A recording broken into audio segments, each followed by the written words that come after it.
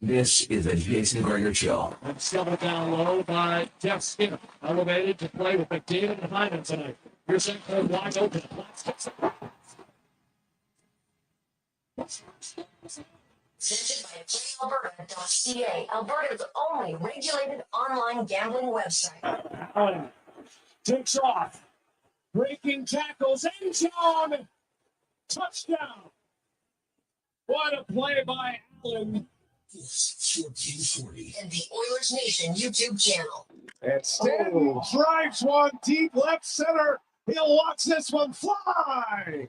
A booming home run, Giancarlo Stanton. 5-1 Yankees. Absolute Scott missile.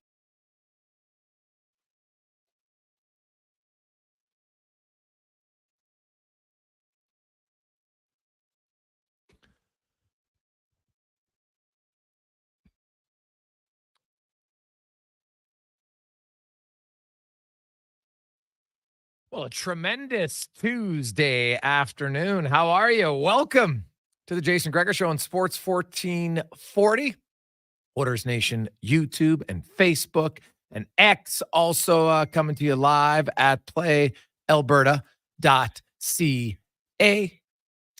No, coming to you live at sports1440.ca. It's a long weekend. Long weekend. It's presented by PlayAlberta.ca, where tonight, $65 million. In the Lotto Max. Get your tickets, playalberta.ca. It was a crazy weekend in sports. Hopefully you had a great Thanksgiving. Ate whatever you like. Maybe a little bit of too much of it. Maybe not enough. Depends on what you like. I had a lot of pumpkin pie. I'm not going to lie. Whew. It's great. Turkey and mixed. We actually had a pasta dish this year on the side. First time. I was a big fan of it. So a little pesto on it, take that. So I like eating, so I'm very rarely opposed to anything other than onions. So it's good. But I hope you had a great Thanksgiving. Oiler fans was likely difficult because you couldn't envision a worse weekend as the Oilers lose to both Chicago and Calgary in regulation and are now 0-3 to start the season. The Oilers, in case you're wondering, you probably don't want to know, but the Oilers have started 0-4, like actual 4 losses, no points, twice in franchise history. Once in 1995-96, where that was a tough year. That was the final year of the Oilers when they'd missed the playoffs 4 years in a row. They were really out of it. They were outscored 24-5 in those first 4 games. And then in Connor McDavid's rookie season, in the National Hockey League, the Oilers also started 0-4. Also only had 5 goals, were outscored 13-5. This year, through 3 games, they've scored 3 goals. And they've allowed 15. It has been ugly all over the ice for the Edmonton Oilers. There is not one element of their game that you can say, it's playing up to par. I like it. It's good. Nothing. Penalty kill, not good enough. Power play, not good enough. 5-on-5, atrocious. You know, I know some people point, wow, look at their shots. Shots, schmots. Are they finishing? Are they hitting the net? Are they passing up too many good opportunities? Are they scoring goals? To me, if you want to look for stuff like that, you're searching, hoping to say, oh yeah, look, they're playing great. No, they're not. This is the best offensive team in the NHL the last 2 seasons. And they are currently 32nd. You can call a spade a spade. Their offense has been brutal. Connor McDavid at 5-on-5, he's outscored 5-1. Zach Hyman's been outscored 4-1. Leon Draisaitl's been outscored 3-0. Come on. Heck, even Matthias Ekholm, who has been great 5-on-5, he's getting outscored. There's only one Oiler who hasn't been outscored 5-on-5 right now. And it's the oldest player on the team, Corey Perry. I think he's older than Derek Ryan. Let me double check. I think he is. And he's 1-1. Now, he had a goal disallowed. I saw the rule. I still don't really understand that, but whatever. It's over. The Oilers, that first period against Chicago, if they would have kept it up, they would have won the game. But they should have been up 2 or 3-0. You can't let teams stick around when you don't give up any shots, and then you don't bury your chances. You just can't. And that happened. So the Oilers will need to be more committed in every facet of their game. I know some people like to want to find a scapegoat. I don't know. Maybe it's calming for you. I don't know. That's fine. It's not just Stuart Skinner. I see a lot of people, Stuart Skinner. They're never going to win with Stuart Skinner. They're not very good. Oh, yeah? Well, is it Stuart Skinner's fault that the Oilers have allowed 22 high-danger chances through 3 games? Now, that's courtesy of Clearsight Analytics. They do a lot. Like, they do a deep dive on theirs. They're not just I see some sites out there, they hand out high-definition chances like they're Halloween candy at times. They're not that many, right? The Oilers have 22 against in 3 games. Only Pittsburgh, who is allowed 8.5 per game, and the Sabres at 7.5 are worse than the Oilers at 7.33. Now, Utah's at 7, but Utah's scoring tons of goals, right? They're like, hey, we're in it, but we're giving up a lot, but we're getting a lot, right? That's the advantage. So you look at it, and the Oilers just it's not very good at all right now. Because I know if you look online, it'll say that the Oilers are like 9th best. If you go by natural stat trick, it's not the case at all. They have given up way too many. Way too many. Not enough. So they got to limit that. They got to be better offensively. Got to be better in goal. Heck, they got to be better everywhere. Even their power play. Now, I know they haven't had a lot of power play chances, only 5. And they do have a goal. They're 1 for 5, 20%. So it's not awful in the execution, but you know where it's awful? How about the fact that on 5 power play chances, now they did score a goal, so it's less than 10 minutes. I think it's like 9 minutes and I got to look at it up, 18 seconds or something. The Oilers have 4 shots on goal. Now, the Edmonton Oilers, the last 3 seasons combined, were the number 1 shots volume per 60 in the NHL in the power play. They scored a lot. They generated a lot of chances. They buried them. That's what they do. They shoot the puck a lot. 65 shots per 60. So basically over 1 shot every minute. That's what they're averaging. For the last 3 seasons, that's a pretty big sample size. This year, 4 shots in just under 10 minutes. They're at like 27. Right? It's not close to good enough. So even there, right? You watch, they were struggling getting the puck in the zone.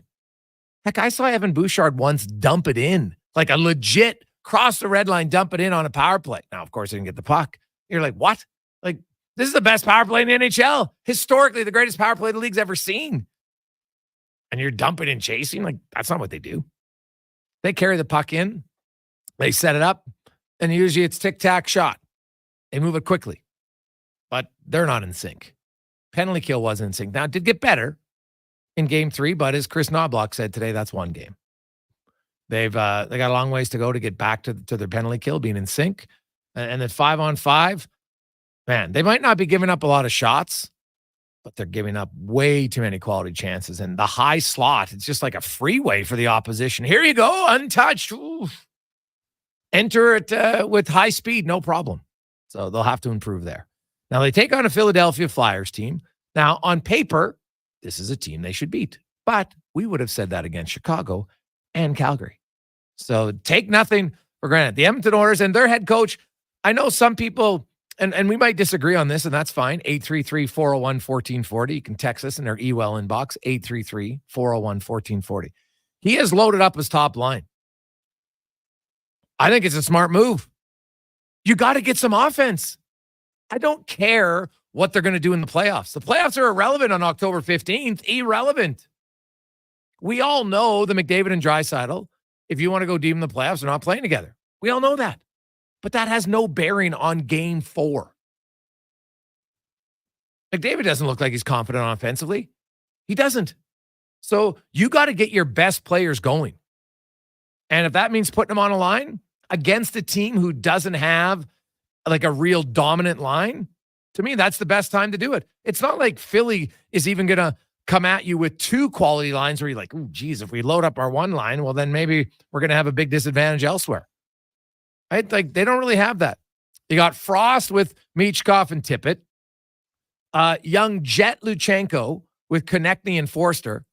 And good for Luchenko. He's 18 years of age in the NHL. I don't believe it's a teenager league. We'll see. He's the 13th overall pick. He's still here. Good for him. How long does it last? Then you got Sean Couturier with Bobby Brink and Joel Farabee. Those are their top 9. Do you even know? Can we honestly say, like, do they have a clear-cut number 1? Is it Frost and Tippett? Maybe.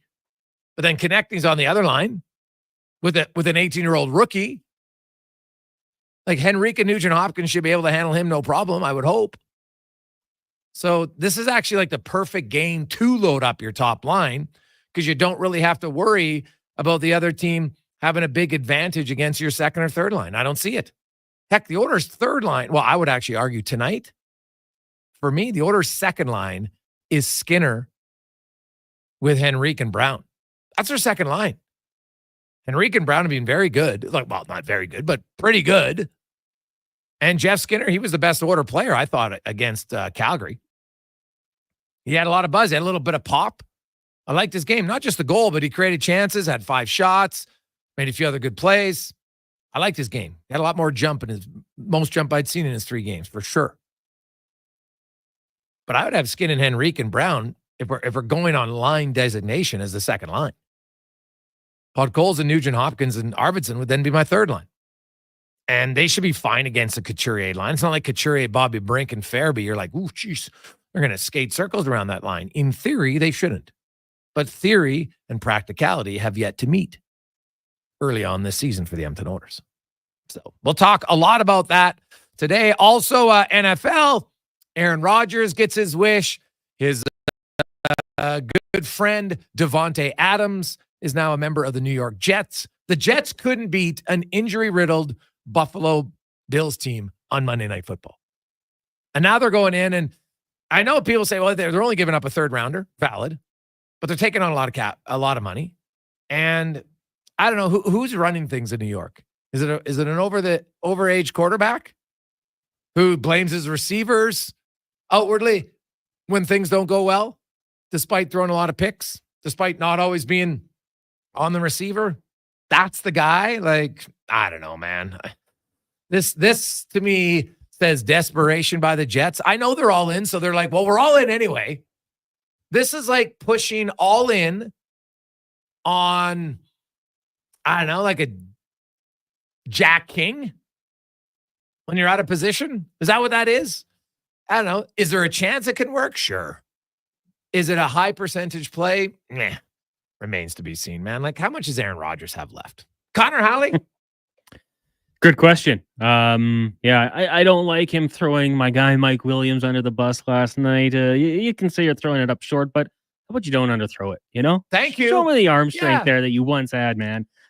It is a last-ditch effort. You're right. And I still think they're in their window. They made the coaching change. Was the play calling that much better? It looked great on the first drive. Yeah, you got Garrett Wilson involved in the offense. And for Davante Adams, I think he's certainly going to help.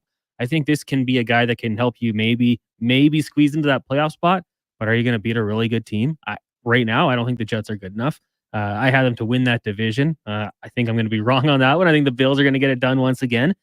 But I do like the move. I do like going out there and bringing in Davante Adams when mayhem starts to happen and Aaron Rodgers is buying time, running around in the pocket.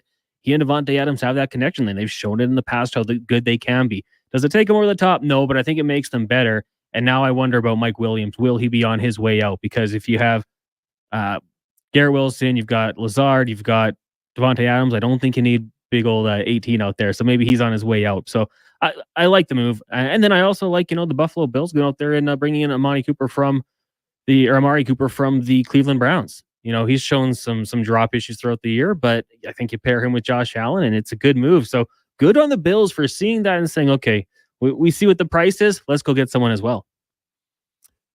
Yeah. Oh, well, they were without their best receiver last game too. And they still managed to win. So what do you make of the Jets and Hassan? Is he going to get? I know everybody's saying Detroit. I'm not necessarily certain he fits their culture there, though. Yeah, I mean, what Dan Campbell has built in that room, it doesn't seem to be a me first type of room, and that might not be the best fit for Hassan Reddick. For those who don't know, was traded to the Jets in the offseason because the Philadelphia Eagles could not get a contract done with him. The Jets bring him in, and then his agent lets him walk. So like, this is not responsible. He's lost millions of dollars in fines for not playing for this team, and now the Jets are going to move on from him, which is a great move. They never should have brought him in the first place without agreeing to a contract beforehand. And if you're a team out there, why would you commit to this guy when you don't know what he is right now? Yeah, you're probably only signing him to a 1-year deal, correct? Well, he's under contract now. He wants more term on it, right? So I don't know what he's expecting. I think he's got Rosenhaus now as the agent who, hey, credit to him. He's done a very good job getting his Lions paid. But where? Yeah, the Lions could use an edge rusher with Aiden Hutchinson looking like he's going to be done for a long time. But Hutchinson's coming back, right? So that's how you have to factor in. We know he's coming back next season. So if you sign this guy for term and for money, well, then where does it fit, right? So I get the Hutchinson for the now makes sense because he got injured. But does it fit long-term with them? And now there's been players who are kind of considered attitude problems or what have you, me guys in other places. They get moved somewhere else and they're good. Yeah. But, that doesn't always happen the case. And sometimes it's only short-lived. So I'll be curious to see what they do. And this, by the way, that's an awful injury. Yeah. For the Lions, man. I don't like to see any play. Like, it's a bad injury when they're not even showing the replay on TV. That's how bad it is. And you're just like, no, we're not going to show this one. It's one of those where you're just like, I don't want to see it. So away you go. It's obviously pretty bad. The Elks got a win. Color me surprised. Color me surprised. They have a balanced attack, run, and pass when Trey Fort's quarterback. And they managed to be a 500 team. They're 7-7 in 2 years with Ford, and they're 3-18 without him. Like, the numbers don't lie. And there's still lots of people. I'm not saying Trey Ford is the Messiah or is the next coming of great quarterbacks. All I know is he's the best option you have to develop a quarterback. And you have done, as an organization, an absolutely pathetic job of developing him this season. Sat him out. Yeah, I got injured, nicked up for a few games still. And then you came out and you trumped out that he's inconsistent when he wasn't inconsistent. He had 3 very good appearances and then one game where he struggled against the league's best D, which, by the way, your veteran quarterback struggled just as much when the game was out of hand by the first half and over. So we'll see. The bye week for the green and gold might be a president announcement this week. Stay tuned for that. I won't be surprised if it happens here relatively quick. It should happen quickly because I'm telling you, it's a big decision on what they're going to do for coach, what they're going to do for GM, and what they're going to do at their quarterback position. It's massively important. The quicker you can get a president in to start those conversations, the better. We'll take a quick break. Kevin Woodley is going to join us. We're going to talk about some goaltending. What should the Oilers expect tonight from Urson? High danger chances, many other things with Woodley next on the Jason Gregor Show, presented by PlayAlberta.ca, live on Sports 1440, sports1440.ca, and Oilers Nation, YouTube, Facebook, and X. The job isn't done until the last load is hauled, and having a semi-trailer out of commission is not an option. Whether replacing or adding to your convoy, Edmonton Trailer has a huge inventory of new and used semi-trailers, trusted by the gravel, logging, oil field, fluids, and freight industries. Find a trailer right for you online or at one of their 3 locations. For sales, service, parts, rental, and finance, when you're in it for the long haul, Edmonton Trailer. Experience more at the Edmonton Expo Center. Come for Canada's largest trade show, the biggest names in entertainment, exhilarating sporting events, and more. Stay for the experience. But it doesn't end there. Maximize your brand exposure with Edmonton Expo Center's new cutting-edge feature screens, spanning Western Canada's largest venue space. Captivate an annual audience of over 1 million visitors during iconic events like Pro Rodeo, Disney on Ice, Glow, K-Days, and so much more. To learn more, call 780-660-0514 or visit edmontonexpocenter.com today. I'm Colin Livingston, president of Cantor, proudly delivering world-class hydraulic torque wrenches in Canada since 2016. I'm thrilled to announce our in-house production of tool components and accessories for faster turnarounds and enhanced versatility. The future is here at Cantor.com. Actions speak louder than words. Japa Machinery Group puts your construction plan into action with XCMG construction machinery you need. Available for rental or sale. Learn more at japamachinery.com. The madness continues at the Brick. Find huge savings in every department, like up to $900 off sofas and sectionals, up to 25% off bedroom and dining furniture, up to $800 off select big screen televisions, and up to 40% off select mattresses. Plus, buy more, save more. Up to an additional $500 off select major kitchen appliances. Some exclusions apply. See in store for details. At the Brick, saving you more. Today on Hey Culligan, how smart is your water? Here's Tracy. Hey Culligan, I think my water might be dumb. Good news, Tracy. Your water's not dumb. It's just not talking to you. You can make my water talk. No, but the new Culligan Smart Drinking Water System can talk to your phone to tell you when your water filters need changing and help you meet drinking water goals. Now that's some brilliant H2O. You said it, Tracy, and we're already on the way. Let us help you out with a free in-home water test from a local Culligan water expert at culligan.ca. When it comes to your health, trust Dr. Bryce Henderson for expert care in hip and knee replacements. With years of experience and advanced techniques, Dr. Henderson helps you regain your mobility and quality of life. Your health is my priority. Let's get you back to doing what you love. Put your health in the hands of a trusted expert. Book your consultation with Dr. Henderson today. Visit vitalsurgicalspecialist.ca or call 587-391-7864. Go-to coffee spot, a trusted barber, even a lucky game day jersey. But when it's about looking your absolute best, there's only one name you need. Mr. Dirk. Family run since 1939, we're experts in crafting impeccable tailor-made suits and offering a wide variety of everyday styles. Pair that with personalized of on-site tailoring. Mr. Dirk elevates your style game. Visit our Edmonton store or explore MrDirk.com. Score big on style with Mr. Dirk. Your Co-op Pro team are your local experts because we live here too. Our agronomic specialists stay up to date with the latest research and technology to help support your entire farm operation. Talk to our team for advice tailored to your farm's needs. We have recommendations to help you optimize your crop yield and quality while enhancing the health of your land. Co-op, we're all growing together.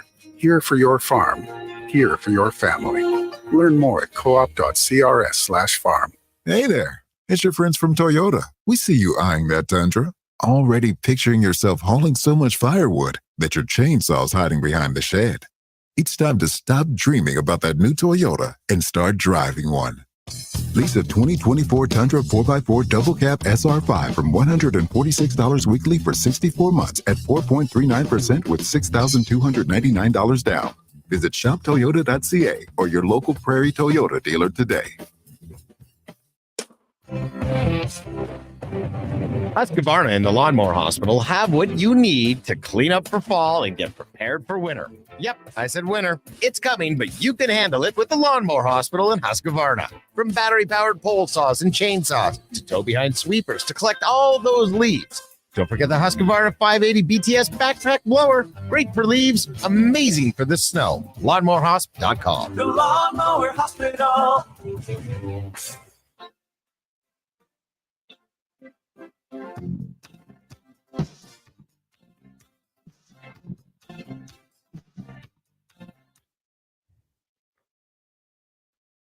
Portions of this hour brought to you by Cantork. We offer sale, rental, repair, and calibration of hydraulic, pneumatic, and battery-powered torque wrenches, stud tensioners, and flange maintenance equipment. Order today at cantork.com.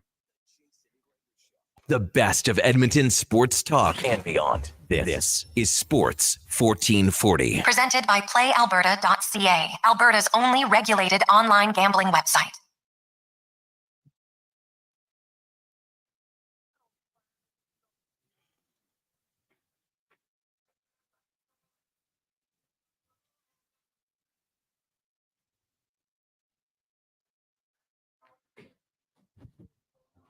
Well, welcome back to Tuesday afternoon. Game day as the Oilers taking on the Philadelphia Flyers. 8:15 will be a puck drop tonight. If you are watching or going, a rare Tuesday night 8 o'clock start. But hey, that's what happens when the Oilers are a team that a lot of fans outside of Edmonton like to watch. The national broadcasters like them, not only on national TV in Canada, but also in the United States. So 8:15 kind of sucks for Oilers fans, but what can you do? Just an extra hour for you to wait to see if your frustration will continue, or you'll be able to sit back and exhale as the Oilers pick up their first victory of the season. We'll see if it happens. Now, let's go around the NHL, brought to you by McDonald's. And stop in right now as McDonald's. One of your favorite games is here. Monopoly, but only for a limited time. You want to win cars, furniture, food, some cash. Check it out at McDonald's. And you can play double your chances when you do it on the app as well. Only at McDonald's. From In Goal Magazine and NHL.com, Kevin Woodley joins us. Woodley, how you doing, my man? I'm good. We've got lots of hockey and lots of chaos, and everybody's screaming about goals being up all over, especially there in Edmonton. To which I would caution this. It's funny because we had this in a goalie group chat I'm in, and everyone's like, "Oh, like it's crazy." I'm like, "Go back to the chat a year ago this time and tell me if it's any different." Like I feel like this is the norm. It's just every year we sort of react like it's the world's gone crazy. Yeah. Well, early on, especially now that there's more goals and the at least offense is up a little bit here than we're used to in the past. And it does level out now in certain places. Obviously, you don't want, your team wheeling around with some of the numbers that we're seeing. Right. I will say the 8-7 game was fun to watch. And I didn't put it all on goaltending either in that Ottawa LA game. Anybody who was watching it yesterday afternoon was kind of crazy. But, for Edmonton here, let's start them against Philadelphia. Obviously, you want your goalies to make some more saves. No question. Skinner's allowed 8 goals on 41 shots. And Calvin Pickard's allowed 6 goals on 27 shots. So it's not ideal by any stretch of the imagination. But the Oilers, Kevin, I know you use Clearsight Analytics a lot, and Edmonton was a very good limiting scoring chance team under Chris Knobloch in the final 69 games last year. I think they were top 4, top 3 in a lot of those categories. But this year, only Pittsburgh and Buffalo early on are allowing more high danger chances per game than the Edmonton Oilers. Like, yeah, the goaltending needs to be better, but the system in front of them needs to be a heck of a lot better too. Yeah, they're loose again, right? And we had this discussion so much last year, obviously at the beginning under Woodcroft and how it just shifted so dramatically when they made the coaching change in mid-November, especially off the rush. The difference now is it's also on the penalty kill. So overall, 5-on-5 high danger chances against, 23rd in the league. Off the rush, 26th. Under Knobloch last year, they were top 3. PK, 29th. What's really shocking to me is the other end. Like, it's not like they're just trading chances here and playing fire wagon hockey. This isn't LA and Ottawa 8-7 game. It's like an all-star game. Everybody gets a scoring chance. They're not creating either. Like 23rd, 5-on-5, high danger chances for 32nd off the rush. So like they're not going back and forth in a track meet and giving up stuff off the rush because of it. They're dead last in the NHL in terms of what they're creating off the rush, high danger chances. And like I said, 26 in what they're giving up. So clearly, this is a group that needs to get more on the same page in terms of how they're playing systems-wise and executing within that system and comfort with each other. And all that said, I mean, you take a look at the goalies too, like expected save percentage in a small sample like this. That's kind of what I look at. Pickard's .831 expected save percentage is the second lowest in the NHL. Only Tristan Jarry has a lower one. Stuart Skinner's expected save percentage is .864.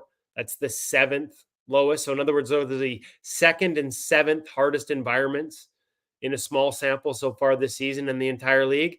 And that said, you have other goalies that are outperforming bad environments, and those guys haven't. So it's been tough defensively. They haven't picked up and bailed them out. I mean, I'll give you some of the examples. UC Saros is in that neighborhood, .863 expected, right around Skinner. He's like plus 8.5%. Vasilevsky's at an .843 expected early in the season in Tampa Bay. He's at plus 11%. Samuel Ersson, who I'm sure you'll see tonight with the Philadelphia Flyers, by the way, really solid goaltender, plus 5.5% in his one start on an .860 expected. So there are other goalies around the league that have bad environments early in the season in a tiny sample and are outperforming it. The Oilers are getting the worst of both worlds, poor defense and goaltenders who aren't bailing them out. And Philly's another example too. Like, even though Erson's at an 860 expected, like the Flyers have given up one high danger chance off the rush 5-on-5 all season. The Oilers are 9. Like, they're just giving up too much and they're not getting saves. Like, it's a bit of both, right? Yeah. Oh, 100%. It's a complete team effort. So your defense is giving up too much. Your goalie's not making enough saves, and your offense has a whopping 3 goals. And they've been the number one offense over the last 2 seasons by over a quarter of a goal per game. So a significantly good offense, and it's your best guys. McDavid's been outscored 5-1, Draisaitl 3-0, Hyman 4-1. You know, they really, you know, it's not like we've seen the goalies absolutely robbing them with saves where you're like, oh my goodness, I can't believe it. Right? They're either sometimes overpassing, they're missing the net on some of their best chances, and then they're putting it right in the goalie a few times. So, you know, I'm not surprised that Chris Knobloch's loaded up his top line tonight, Kevin. I actually think it's a smart decision against a Philly team that doesn't have a dominant line at all, or even a second line. So you don't have to worry about necessarily a mismatch thinking, geez, if I load up McDavid at Draisaitl, we're really going to expose our second and third line. I don't really see that being the case tonight, at least on paper. Well, the one thing that Flyers can do to you is come at you with a lot of depth and sort of spread out throughout the lineup, and some youth and skilled spots lower in the lineup. And so, as much as you're right, I agree completely offensively, guys better get on the same page top to bottom in terms of forwards on all 4 lines coming back and taking care of things, because they play a pretty tight system.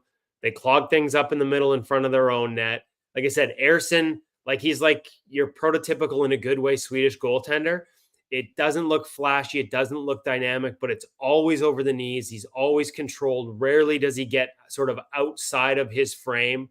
Moves really well. He's not huge, but just big enough to sort of get in the way on and take up space properly. I like the way he moves. I like the way he tracks. Like, there's upside there. The only problem last year is they played the wheels off him and he ran out of gas down the stretch because he'd never been through it before. But I was really impressed with his performance here in Vancouver. And like I said, if it wasn't for Kevin Lankinen in his first start with the Canucks on Friday night here, their second game of the year, the Flyers first, Vancouver loses that game in regulation like almost every time. They've got a lot of skilled players that are good at getting behind your defense in tight and being able to cut across the top of the crease and make lateral plays. There were 4 or 5 that required Lankinen to make spectacular lateral saves, or I guess in Lankinen's case, much like Samuel Ersson, it looks more control, so it doesn't look spectacular, but they were high danger to the nth degree, and he bailed the Canucks out. So this is one where I think the Flyers come at you with more depth. And so if you're loading up the top line to create offense, that's one thing, but you better make sure that lines 2, 3, and 4 are being responsible in their own end and not giving up easy chances, because the Flyers have some skill there that will exploit it. Yeah, well, I think, you know, right now their best line has been, it's been a combination because they've had 2 different left wingers, but Henrique and Brown, they've been fine, actually. So they can't finish, which is kind of symbolic of their team right now. But those 2 together, I think, are all right. And I'd kind of have them as their second line with Jeff Skinner, who was probably the Oilers' best forward in their loss to Calgary. Looking around the league at some other teams, I know it's super early, but what do you make of the Penguins and their goaltending? See, the Penguins' numbers are skewed so badly by that Rangers game. And I knew a lot of people, I was getting the messages from people in the goalie world, like, ooh, Tristan Jarry, what did he give up? 6 on that first night? And people like, oh, this was supposed to be a bounce back season for him. And then the next morning, Stephen Valiquette, because he covers the Rangers, obviously, and he found it and helps run Clearside Analytics, as he always does, the next day he posts their game score. And the Rangers had 16 high danger chances and created 7, almost 7.5 expected goals in that game. So Tristan Jarry on that night actually came out on the positive side. And that's where numbers can really get skewed early in a season if you have an outing like that. Again, but he was actually better than expected considering what they gave up. That was a horrific defensive effort. Blomqvist comes out and wins the second game, loses to Toronto. At least in Pittsburgh, you saw in Blomqvist somebody who can step up and might not be that far from everyday NHLer, and that buys you some time with Alex Nedeljkovic out. Like, that bodes well for the future. When they drafted Joel Blomqvist, I know a couple of other teams that sort of were like pounding the table angry because he was the first guy on their goalie list. but the Penguins sort of beat everyone to him and went a little earlier than other teams expected, and then other teams regretted it. So the question, I guess, is can Tristan Jarry right the ship? And I'm just not ready to judge his numbers because of that initial outing and just how skewed the numbers were in that one. I will say this. I think Tristan had a really good summer, talking to some people that were around it behind the scenes. I think he's committed himself a little bit to a little, not being more mechanical, but being a little more judicious with his mechanics and with some of his foundational pieces. As much as he's a goalie that has a lot of flow and feel to his game, maybe a foundation that puts him less reliant on it. And so I'm not ready to pass judgment after a couple of games, just because I think, like I said, for one, if not two of those games, they were just so loose defensively. Now, can they tighten up is another question. And it feels like after winning back-to-back cups with Mike Sullivan, are you surprised that he can't seem to get their attention defensively, given the personnel on the back end and how some of them are more offensively driven? You think of Carlson, you think of Letang, you think of how long he's been there. You start to worry a little bit about the voice and whether, because that's the first thing that goes, right? Can you command the work ethic and attention to detail required to be good defensively, like he has for so many years? And if that starts to slip, I'm just not sure the goaltending is such that it can completely bail them out as a bad defensive team. And we cited the numbers earlier, like as far as where Edmonton was, there were only a few teams worse, and Pittsburgh is one of them. Kevin Woodley from InGoal Magazine and NHL.com joins us. Kev, it's early on, and what do you make of, because last year it was a struggle for him. Now he's put on waivers. Is Ville Husso salvageable at this point? I think Detroit, I want to say I think Detroit thought he was. And I know Ville changed some things this summer to try and change up the way he trained and the way he moved. I know one of the things he always used to wear an ACL brace, which was crazy to me because his ACL had been repaired for so long. And I find it limits his movement. Like essentially as a goalie with an ACL brace, you can't get that inner rotation to sort of have a wide butterfly. And as soon as we've talked about this before, as soon as you have a narrow butterfly with your feet behind you, like Ilya Samsonov would be the prime example, it creates that pinball effect. Every time you have to move east-west, you have to just get your legs out from behind you so much further, and there's so much delays, and it adds time to your movement. It delays you, it slows you. It's not a positive thing. And so, I'd heard he gotten out of the brace finally. There were so many injuries last year, it just may take time. And so they sent him to the American League. He clears waivers, obviously, with that salary. Now, listen, I say they believed he was salvageable. At the same time, he was on the market all summer for sure. He could be had. He was available in a trade. They tried to move him. Maybe in the American Hockey League without the pressure to get used to some of the changes he's made. Maybe that ends up being the best thing. He's certainly better than he's shown in Detroit. And the other part here is, at some point, why is it that every goalie goes there and seems to show worse than they are? Got a close eye on Cam Talbot and how he does this season, because there's a pro's pro, a veteran. If his numbers falter, shutout at the beginning, so good for him. But if he's not able to sustain sort of his career levels, now we got to start looking at the environment beyond what even the adjusted numbers say. And it's not overly flattering there, but what is it about the way things are done there that makes it harder on goaltenders? Well, I thought their coach was on thin ice when the season began, and I had him as, it's a question you hate getting asked, but when I was asked about which coach you thought was most likely to lose their job early, I picked Lalonde in Detroit. Well, ironically, I've been told, and this is ironic because he's a former goaltender, but I've been told he's very hard on his goaltenders. He's a tough guy to play for as a goaltender. So again, Cam Talbot, a guy who's been there, done that at every sort of step of his career, tons of experience. I'm sort of using him as a bit of a as a meter. Let's see how he does there with that coaching staff. How much of it is just what people are saying and how much of it is reality. I think we'll see a lot of that in Cam's game. Kev, you look at the Winnipeg Jets, and man, they just pick up where they left off in the regular season. Hellebuck is 3-0. He's only allowed 2 goals and 83 shots. He's got a .976 save percentage, 0.66 goals against average. Pretty good environment. It's not like they're hanging him out to dry by any stretch of the imagination at all in Winnipeg. Can you put your finger on why they can be that good defensively and then they get to the playoffs? In the last 2 years, it's 2 wins, 8 losses, and your superstar goaltender is sub 890. Yeah, I mean, I don't have all the explanations on that one, obviously, Jason. I think if it was easy to figure out, they probably would have. I do think their defensive environment, it's solid. They're still 18th in terms of high danger off the rush. But Halley on the rush reads things at such a high level that I think, I'd say mask that, but he can survive that in a regular season. In the playoffs, I just feel like every team, because he's so good, they are so dialed into relative strengths and weaknesses. And I've talked about this before. The key word here is relative. But relative to all the things he does well, if you make him go east-west, he is closer to league average. He's so good at everything else that anything that he's even close to league average on becomes a relative weakness.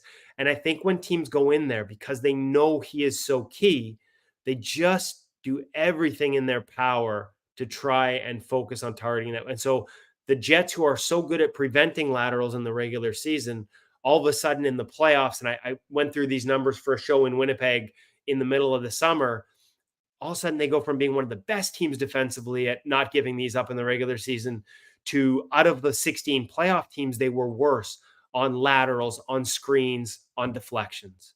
And so the laterals, I believe, our teams sort of targeting, again, relative being the key word, relative weakness, still around league average, but he's so good at everything else. It's relative weakness.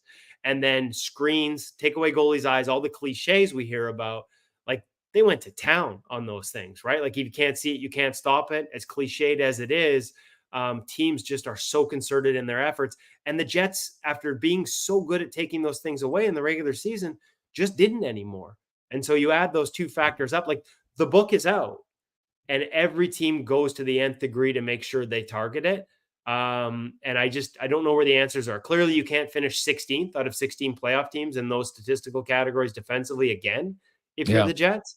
And if you do, expecting your goaltender to consistently bail you out against those types of scoring chances, when that's not his biggest strength, it's a bigger ask.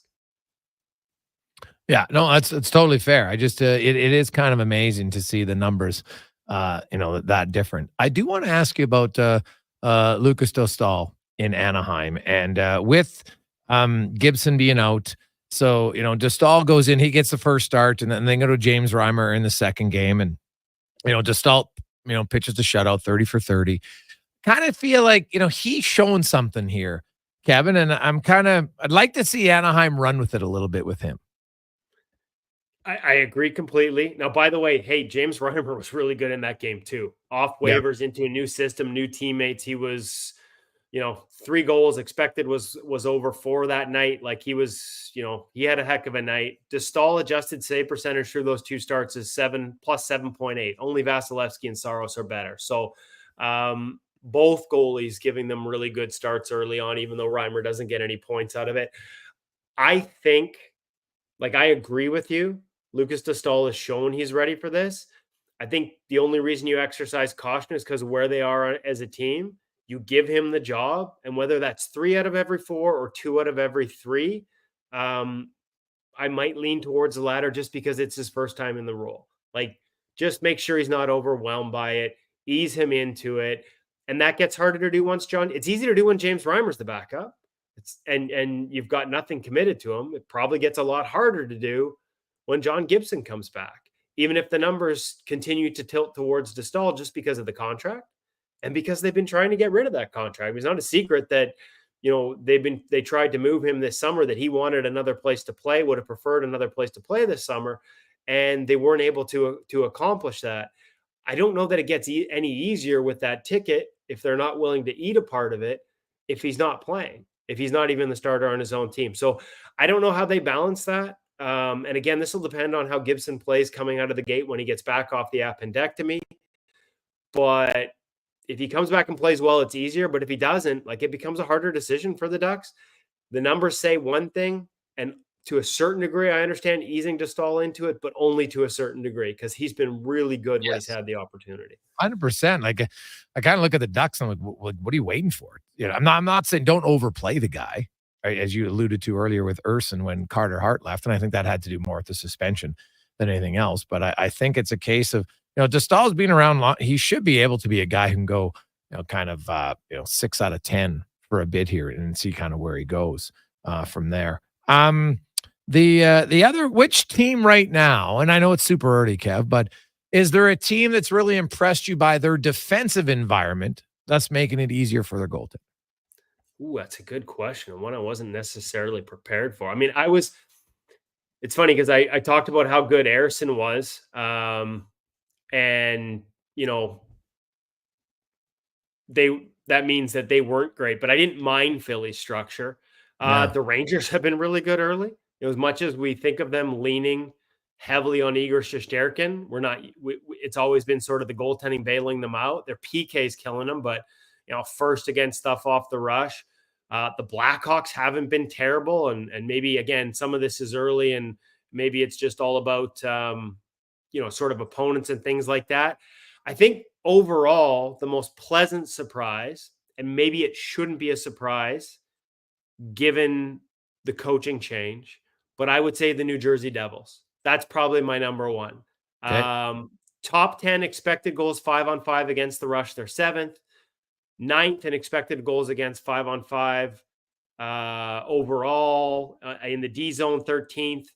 And 1st on the penalty kill. Again, tiny sample, but bigger for them because they went overseas and played a couple already. And maybe that's having the Sabres back-to-back as they try and figure some things out. But for a team that was so loose defensively under the previous regime, Sheldon Keefe has come in there, much like he did in Toronto, and given them, at least on the surface and analytically, a lot better defensive structure. Shots are down. There's still questions now about whether Jacob Markstrom's at his best behind this type of environment. It's Jake Allen who gets the shutout last night, and we'll see how that plays out ultimately over the course of a season. But this kind of reminds me of what Sheldon Keefe did in Toronto. Took a bunch of young, skilled forwards and even defensemen that everything was geared towards offense. There was no questioning the talent, and turned them into an elite defensive team. The Devils aren't elite, but to be top 10 compared to where they were last year was more bottom 5. That's a massive jump, especially early in the season where you're usually trying to get everybody on the same page under a new coach with a new system. Kev, great stuff, my man. We appreciate it. We'll talk more goaltending next Monday. Have a great week. Looking forward to it. Thanks, Jason. There you go. That's Kevin Woodley from In Goal Magazine and NHL.com. When we return, Jordan Hall will join us. What to expect from some of these young Flyers? We'll find out next on The Gregor Show, presented by PlayAlberta.ca. Raise a smoothie to any friend you've had since 1999. That's a good friend. And Booster Juice was there, now celebrating 25 years in Canada and more than 450 locations from coast to coast. A silver anniversary splashed with lots of oranges. Celebrate 25 years of Booster Juice with the return of OG favorite smoothies, like the original, the Orangesicle, and the Marathon, made with cranberries, bananas, strawberries, orange sorbet, and probiotic yogurt. Happy 25th, Booster Juice. Download the Booster Rewards app today. Hockey is back, and Play Alberta, Alberta's #1 sportsbook and official partner of the Edmonton Oilers, has you covered with bigger offers, boosted odds, live betting, player props, and more. New to Play Alberta? New players now receive $200 in free bets just for signing up. You already play? Get a $10 free bet for every $100 you bet. Every week, all season long. Visit playalberta.ca and make your picks today. Bonus terms and conditions apply. Find the perfect tractor for any job at Edmonton Kubota. Their massive selection of compact tractors has something for everyone, whether you're tackling small tasks or big projects. And right now, take advantage of 0% financing for up to 72 months. It's never been easier to get the power and reliability you need. Come down to Edmonton Kubota today and drive away with the tractor that's just right for you. Edmonton Kubota, where your perfect tractor awaits. You'll see us digging holes. No, we're not looking for buried treasure. You'll see us digging trenches as well. And no, we're not building a fort. We're GS Construction, and you'll see us in neighborhoods throughout the Edmonton area. So what are we doing? GS Construction provides rehabilitation and upgrade services to Edmonton and surrounding communities. Some of our underground utilities have served us for years and are past their useful lives. we replace them, so they're around for years to come. Find out more at gsconstruction.ca. At Fountain Tire, we love jingles. Get up to 25% off select tires. Until October 19th. Plus a bonus $50 off any service of $150. Restrictions apply. Book online today. Fountain Tire. We're on this road together.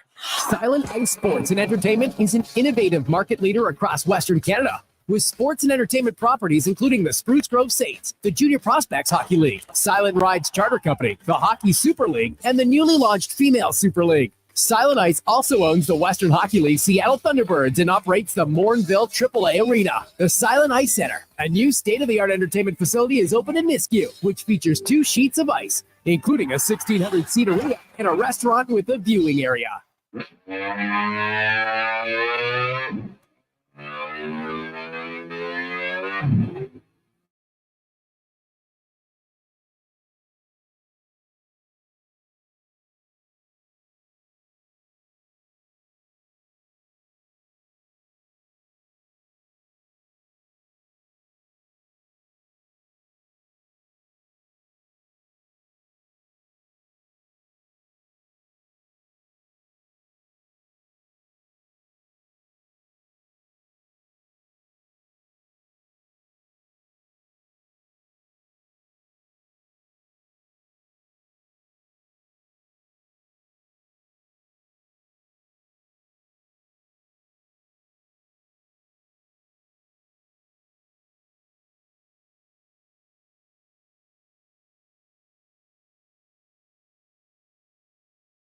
$250. Jason Gregor, Connor Halley with you on Sports 1440, Oilers Nation, YouTube, and Facebook. We got Jordan Hall coming up a little bit later on. The Flyers are an interesting one. You got Michkov, the young rookie who many people are pretty excited about. Of course, was the 7th pick in the NHL draft a few years ago. Some thought he was going to stay in Russia a long time. He did not. Came over earlier. And they also currently have Jet Luchenko. God, thick name. I'd kind of like to be called Jet. That'd be awesome. Hey, Jet, nice to meet you. I don't know why, it's a good name. I like it. And he played his first NHL game against Vancouver. And then the next night, they didn't want to play him back-to-back as a rookie. We saw this with the Ducks and Carlson last year. And John Tortorella did say they have another back-to-back later this month, and the plan is to not have him play both, but said that could change. Now, the bigger question is he going to play more than 9 games? Because he's only 18, and he's eligible to go back to junior. Like, to me, give him some time here, great, but I think the long-term play, the right play, is to send him back to junior. There's so few teenagers that have success in the NHL. I'd want him to gain a boatload of confidence, play huge minutes. Way to go. Now you can give him a little bit of time here, no problem. Even, I guess, you could do the Draisaitl thing. Remember, they kept Draisaitl for 37 games in Edmonton. It obviously didn't stunt his development that much, but ultimately he went back. And I would think Luchenko will do the same thing. Now, let's get to the footy report brought to you by Legacy Heating and Cooling, home of the no payments, no interest for 1 full year on your AC unit. Stay cool all summer. And don't want to say it. I'm starting to try to keep everybody in a good mood because I know it's coming, but you might need a furnace upgrade too. Legacy Heating.ca, as Andy Petrillo from CBC Sports, one songer. Also Amazon on Mondays and Thursdays. So she joins us now. We'll finish with a little bit of Amazon in a sec. Andy, but first, Canada's taking on Panama tonight in a friendly. What's your thoughts, and how significant do you think the results of this friendly are? Yeah, I'm at the stadium right now. I don't know if you can see a little bit of Bebo Field behind me. Yeah, already here, getting ready for the game. Of course, it'll be on One Soccer here tonight, and it is a friendly, as you mentioned, but there's still rankings involved here, points, rankings. And right now, Canada's done a really good job with their performance, especially at Copa America and beating the Americans back in September, of leapfrogging the Americans to second in CONCACAF. So not FIFA rankings, but CONCACAF rankings. So it's Mexico, it's Canada, then it's the USA. However, the USA has had a really good window this time around. They've beaten Panama. They're taking on Mexico. And the reason why that matters is you're just looking for favorable matchups when the CONCACAF Nations League starts again in November. The quarterfinals, it's a home and away. Canada right now, they've already qualified. There's an opponent yet to be determined who they're going to take on. but you just know that the higher you are in the rankings, the more favorable that matchup is going to be. So is it a friendly? 100%. But is it also a rival? Panama, CONCACAF, they're sitting fourth in the rankings for sure. So you want to be able to just win because it does everything to your confidence. But at the same time, you want to be able to get the points, stay high up in the standings. And here's another thing. You want to get a win at home, a place you haven't been to, Jason. Yeah. And like close to a year. Yeah. Why is that? Like, this is Jesse Marsh's first home game as coach for Canada. I think the last one was in November of 2023. Yeah, so the last time the national team, you're right, played at home was November 2023. Jesse Marsh took over in May of 2024. He's been in charge for 10 matches. All of them have either been, in the States or in Europe. None of them have been in Canada. So this is also his first. So it matters. And I think it's a little bit too has been scheduling. The fact that, Canada was able to get, as we know, just before Copa America, they got those games against France and Netherlands, but they were also able to get them because, quite frankly, those federations foot the bill. And you foot the bill when you're the one hosting. So I think a lot of fans can also understand you're not going to turn down France, you're not going to turn down the Netherlands, but that comes at the expense of not seeing those great countries either in Canada. You have to go to them to play. Then shortly after Copa America happens, that's obviously being hosted in the States. Nothing you can do about that either. So yes, it's a little bit of a financial issue as well, because whoever hosts usually is the one who pays the bills for that. But I think, Canada Soccer, with the performances that they've had, being very smart as well with their money, I think now they're being able to, look at these home schedules a little bit more. Say, no, we want this to be at home. So I think, that's exactly what they're trying to do. We know they're going to have another home match in November as well. Like I mentioned, home and away with CONCACAF Nations League in the quarterfinals. So some of it had to just do with scheduling, coincidence, opponent. So it's not like it was really anyone's fault. But man, I heard that they've already sold over 22,000 tickets for tonight. So I think it's going to be a great atmosphere. Okay, I like it. Now, what about Marsh? How has he come in? Have you noticed any significant difference of players? Has there been a culture change at all in what he's doing, how he's going about things? Yeah, it's been massive. So last week, so here's the thing, right? This is a FIFA window right now, and oftentimes it was a 2-week window, and you would probably get another opponent. They're only taking on Panama, but instead of bemoaning that, and again, tough for Canada Soccer because a lot of these other countries, they're taking part in their own tournaments. Like just as they have CONCACAF Nations League, there's UEFA Nations League, which is for the European teams. So there's all kinds of tournaments that are happening. We could talk another day about the players actually launching a lawsuit against FIFA saying too many games here. That's a story for another day. But they just couldn't get another opponent. But instead of Jesse Marsh, and quite frankly, coaches of the past would have complained, he said, you know what? We're going to go to Montreal. We're going to stage an open practice. We're also going to visit, I think they ended up visiting a total of 10 youth clubs. We're going to make ourselves available. You're going to take photographs with fans. You're going to be a team of the people. And Jesse Marsh is really putting his money where his mouth is in that sense. And the players themselves absolutely love it. They're embracing it. They understand that this is a country that's rallied behind them, that loves them. Well, now you got to make yourself available to them. And this is something, quite frankly, Jason, that the women have been doing for years. I mean, so many young fans of the game, I can't tell you when I run into them at games, they come up to me and they show me photos that they have with Christine St. Clair, Melissa Tancredi, Karina LeBlanc, like you name it, Carmelina Moscato, because the women have been doing this for so long. The men have always just been a little bit more aloof. And now Jesse Marsh is like, we need to make sure this country's gotten behind us and we have to find ways to give back because it's hard. These players, they play in Europe, they play in South America, they play all over the place, right? So when they are having these camps, he wants to make sure that Canadians feel like the team is also respecting them the way they respect the team. And it's been very palpable. Andy, quickly, give me your thoughts on Amazon hockey show that you're part of and how you feel it's gone. Well, last night was the inaugural show. Thursday was the inaugural Coast to Coast show. Last night was the inaugural, Monday Night Hockey on Prime. And it's wonderful because, I mean, Jason, as you see on, like, in front of the screen, a lot of hockey people, right? You know them from your John Forsland, your Jody Shelley, your Thomas Hickey. Shane Knighty will be doing games with us. Blake Bolden. We had Mark Messier on Monday. These are hockey people.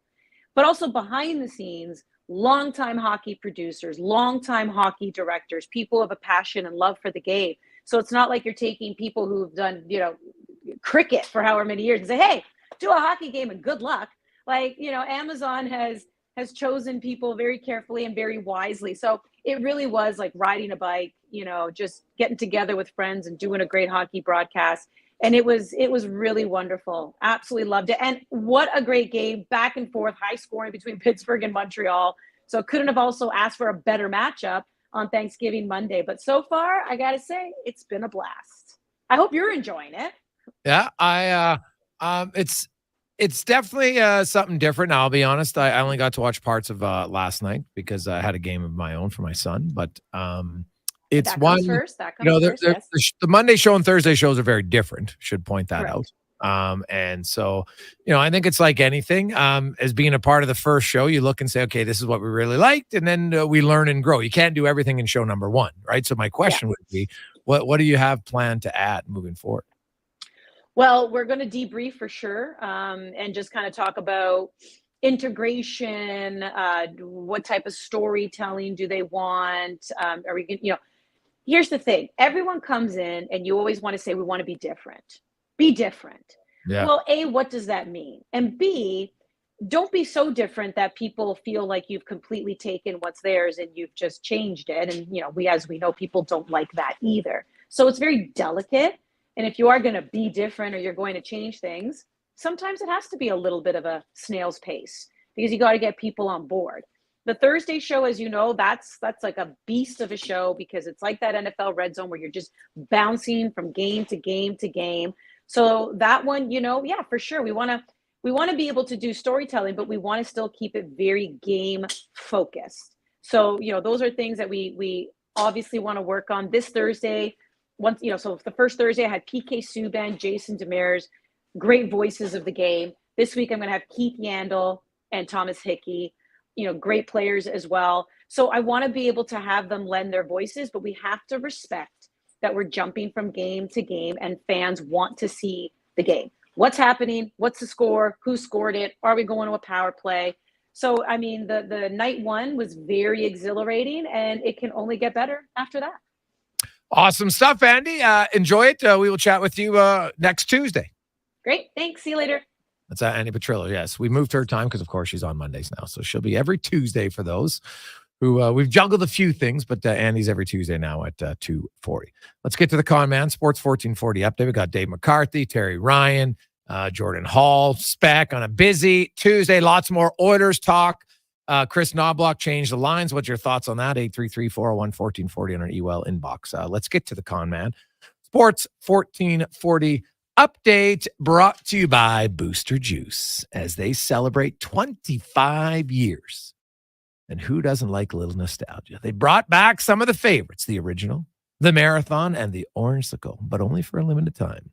Get one today or download the app, Booster's Reward app, and order them there. Booster Juice. This is the Sports 1440 update. It is game day. The Edmonton Oilers back in action, looking to pick up number one win on the season, taking on the Flyers. Puck drop just after 8 o'clock down at Rogers Place. Elsewhere, the Flames host the Blackhawks. Stars taking on the Sharks. Kraken in Nashville. Wild up against the Blues. Jackets host the Panthers. Golden Knights in Washington. And the Lightning hosting the Vancouver Canucks. Major League Baseball ALCS Game 2 tonight in New York as the Yankees host the Guardians. First pitch, 5:38. The Pinstripes lead that series 1-0 in the NFL. The New York Jets have acquired all-pro receiver Devontae Adams, reuniting him with his old quarterback from Green Bay, Aaron Rodgers. The Raiders will receive a conditional third-round draft pick that could become a second if Adams is an all-pro, or the Jets go to the AFC Championship. And the Buffalo Bills acquiring wide receiver Amari Cooper from the Cleveland Browns, along with a sixth-round pick. Going to Cleveland is a 2025 third-rounder and a seventh-round pick in 2026.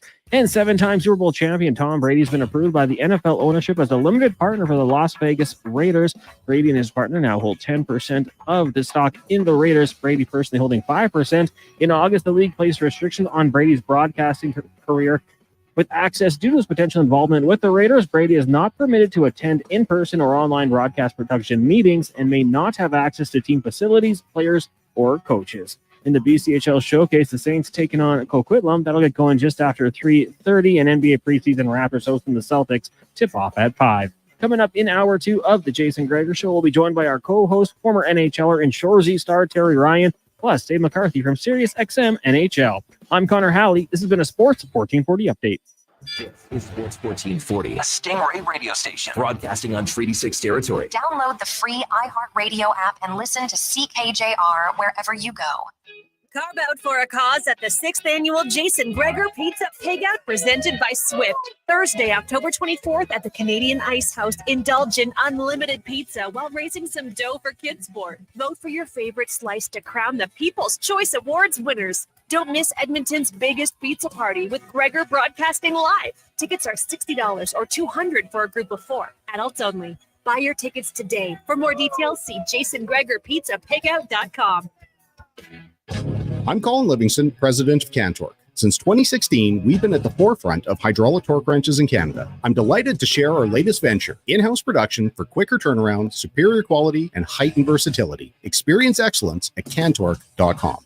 Often when I meet people at a party or I'm hanging out at my favorite restaurants, I'll introduce myself and they'll say, "Oh, you're Grant Fedoruk from Leading Edge Physio. What can I do about this sore knee? It's been bugging me for months." First, I was thinking, when I'm out like this, I should just tweet my location so people know where to come for a consultation. But then I thought, I'm spending all this money on advertising Leading Edge. Maybe you could come by one of our clinics. That's where we have the technology and really smart physiotherapists who can give you all the advice and treatment you need. Have your people call my people, leadingedgephysio.com.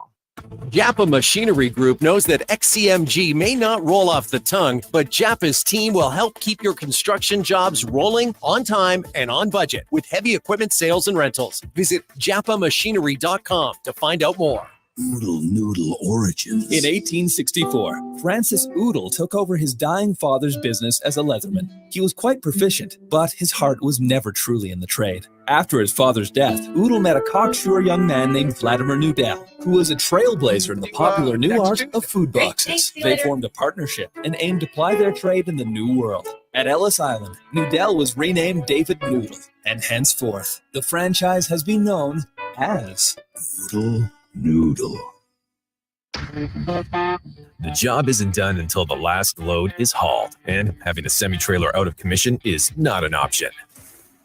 Whether replacing or adding to your convoy, Edmonton Trailer has a huge inventory of new and used semi-trailers, trusted by the gravel, logging, oil field, fluids, and freight industries. Find a trailer right for you online or at one of their 3 locations. For sales, service, parts, rental, and finance, when you're in it for the long haul, Edmonton Trailer.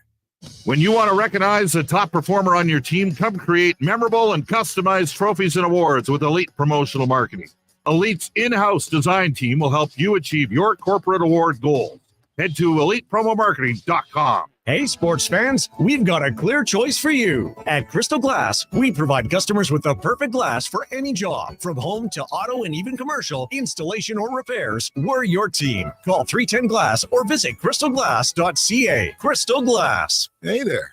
It's your friends from Toyota. We see you eyeing that Tundra. Already picturing yourself hauling so much firewood that your chainsaw's hiding behind the shed. It's time to stop dreaming about that new Toyota and start driving one. Lease a 2024 Tundra 4x4 Double Cab SR5 from $146 weekly for 64 months at 4.39% with $6,299 down. Visit shoptoyota.ca or your local Prairie Toyota dealer today.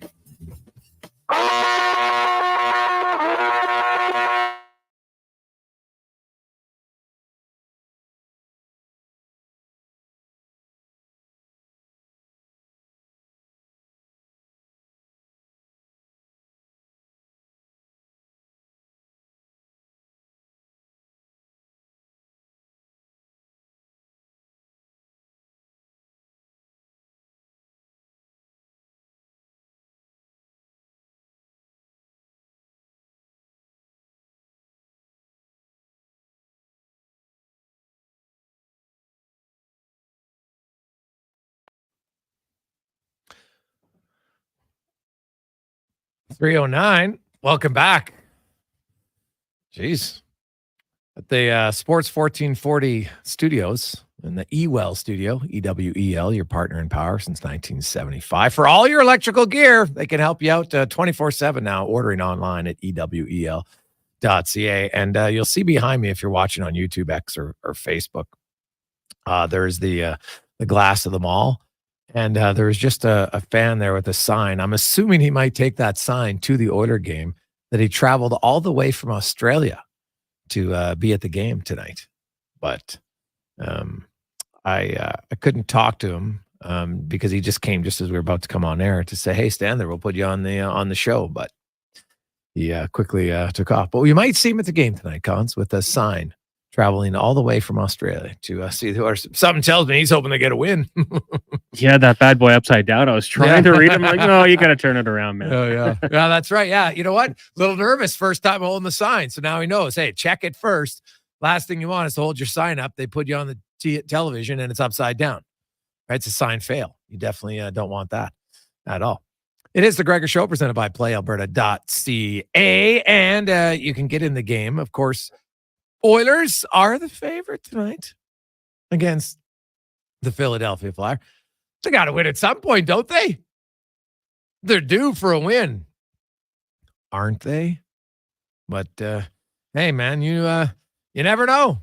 You never know. It is there's no guarantees in the sporting world on who or when you can win.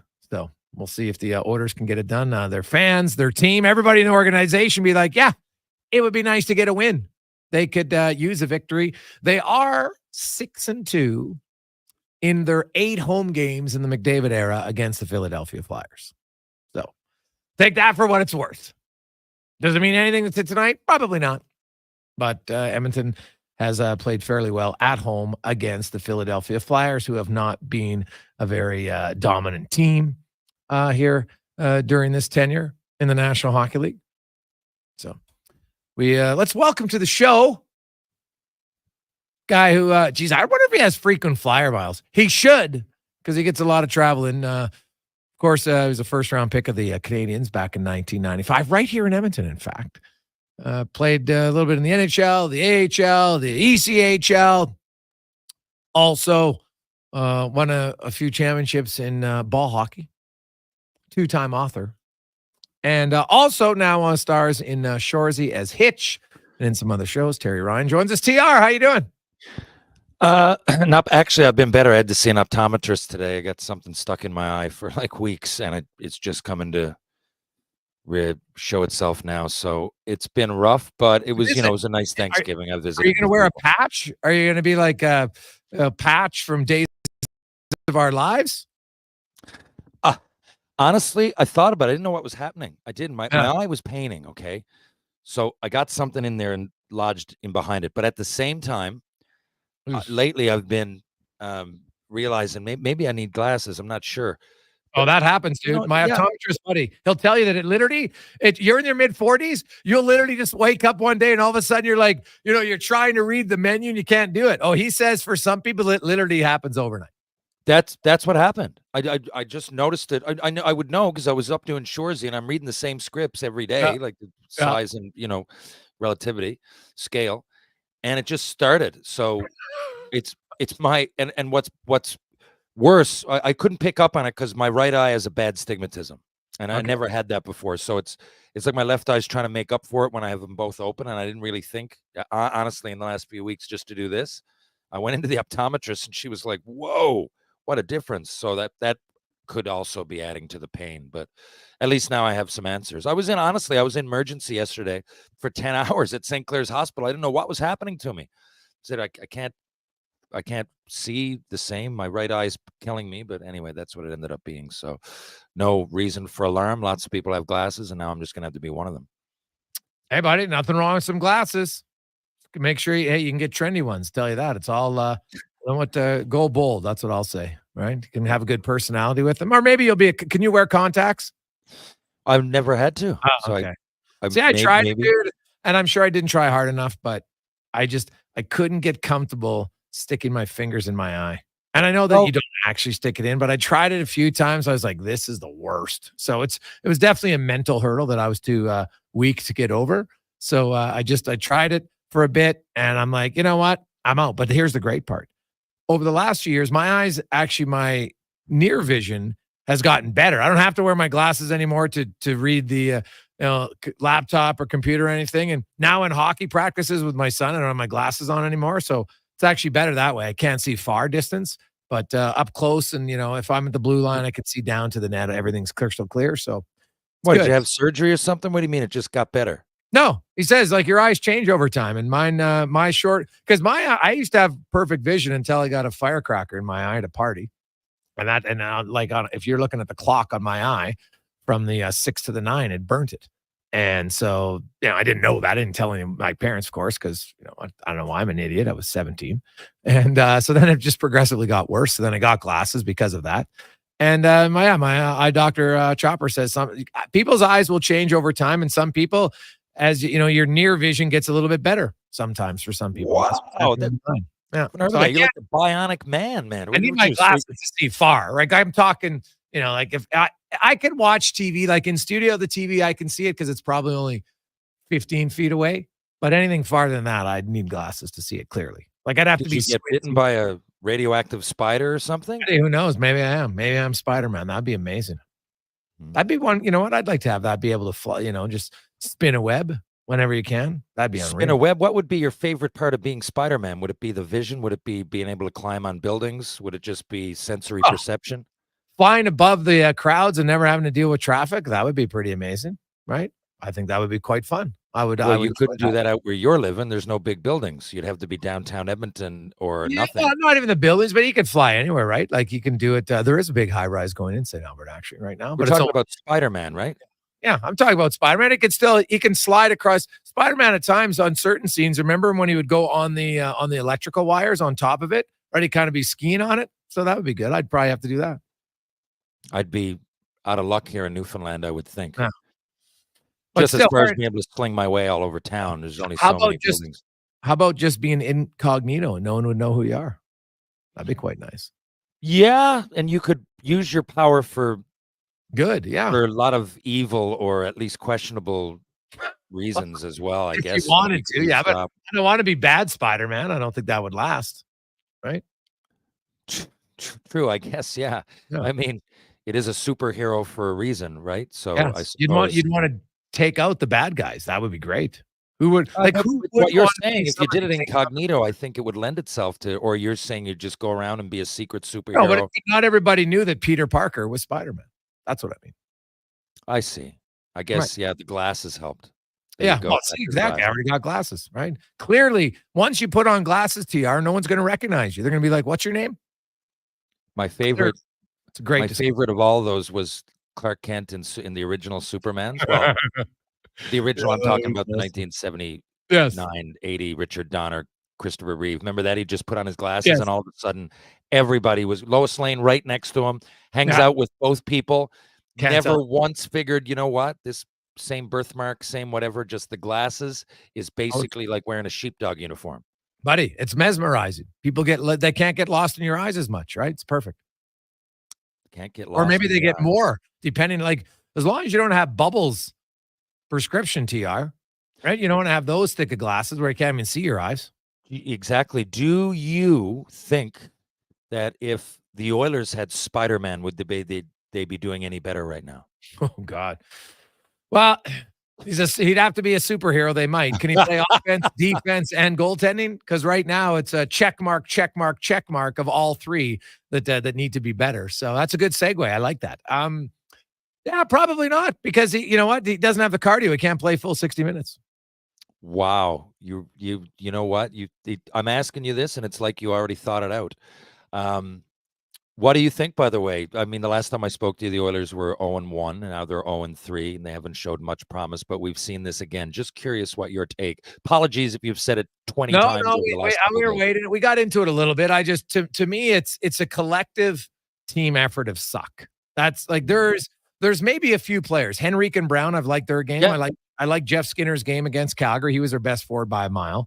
But their best players, McDavid, Draisaitl, Hyman, Ekholm, Bouchard, Skinner, Nugent Hopkins, Nurse, they're not good enough, right? They flat out, they're not good enough right now. And so you might be able to get away with one game of that, but when it's your defense and it's your forwards and it's your goaltender and they're all collectively in the muck, it's hard to get out. So I want to get your thoughts on it. What do you think of Knobloch loading up his top line tonight?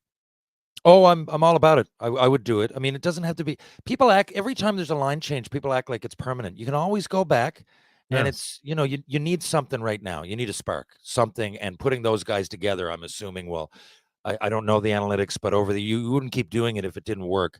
And I think they're deep. First of all, it's not every single egg in one basket, but it's two of the best. And I really see no reason not to. I know I'll face some backlash for that because people have been on the fence about that for years, but if you need a goal, why wouldn't you put two of those guys out there together? That's my take. And they need goals. Yeah. Yeah. Oh, they need goals. And even the best players in the world can lose their confidence or struggle at times. We've seen it. And I do think at times that the leadership core in Edmonton puts in a ridiculous amount of internal pressure on themselves. And then it just magnifies. And, they hammered on, we got to have a good start. And then, like, some of their best players have had the worst start. So you put Draisaitl, McDavid, they probably exhale. They know where each other is. They've got kind of that Sedin-like knowing where each other is on the ice. So I don't have a problem with it because if those two players get going, then it just filters down the rest of your lineup. Right? Everybody exhales. Everybody's a little bit better. When they're scoring, everybody else can do their job a little bit easier. That's just a fact, right? On every team. And so you need your best guys going. So on October 15th in game 4 of the season, if the coach wants to load up his top line, especially, again, he wouldn't do this, I don't think, against Dallas. Maybe I'm wrong. Yeah, but definitely not. Yeah, you do it against an opponent where you're not really worried about their second and third line. You would believe that, hey, Nugent Hopkins and Henrique's lines should be able to handle whichever line, like in Philadelphia. I don't even know if they have it like a real top line right now. So to me, whichever their second and third lines are, they should be able to handle them. Yeah, basically, they're just deeper. So if you're going to try something like this, I don't want to disrespect Philly either. And I might have said it on here, I'm not sure. I didn't think Calgary would be as bad as everybody thought now. We're only 3 games in. Maybe so. But I just see them a step ahead of some other basement teams. I really do. And as far as the Oilers, getting back to that, like you said, the guys that aren't performing have a history of performing and then some. That's why I'm not panic button. 3 games last year, it was like 12, and I hate to, because this isn't last season, as Stan Bowman often says. Like one season, we've got to get that out of our minds. But there is a common denominator that maybe those guys start a little bit late. And the other thing, they went so long. Now, I know lots of teams could say that every year, or two at least, every year could say that. And I do think sometimes it is a historically bad start for teams that went that far. We're talking about the guys in question under the gun being all the guys you mentioned, Draisaitl, McDavid, Nugent Hopkins, Hyman. The odds are these guys aren't 40 years old. Like, they're the same players. So I fully, and I really, I can't believe I'm saying it about them. It does seem like a little bit of a lack of intensity, which I'm really surprised I'm saying. I can see a little bit of a late start, but it really does seem like that. Like, they're not going all out to get those chances around the net. Some turnovers at the blue line from players that are in their 8th and 9th year. But again, it's early. It is early, but when I look at the Oilers, and maybe I'll have a 3-game losing streak at some point. It's magnified at the start of the season, no question, Terry. But the Oilers wanted home ice. And I don't believe that this 3-game losing streak limits their chances to make the playoffs at all. But you're already 6 points back of Vegas. And if you thought it was going to be a close race for first place, now you're in a hole. Now, maybe you can make that up, right? Like, Vegas had a great start last year and then really hit the skids because injuries. Right? And they've been an injury-prone team for the last few seasons, so maybe that continues.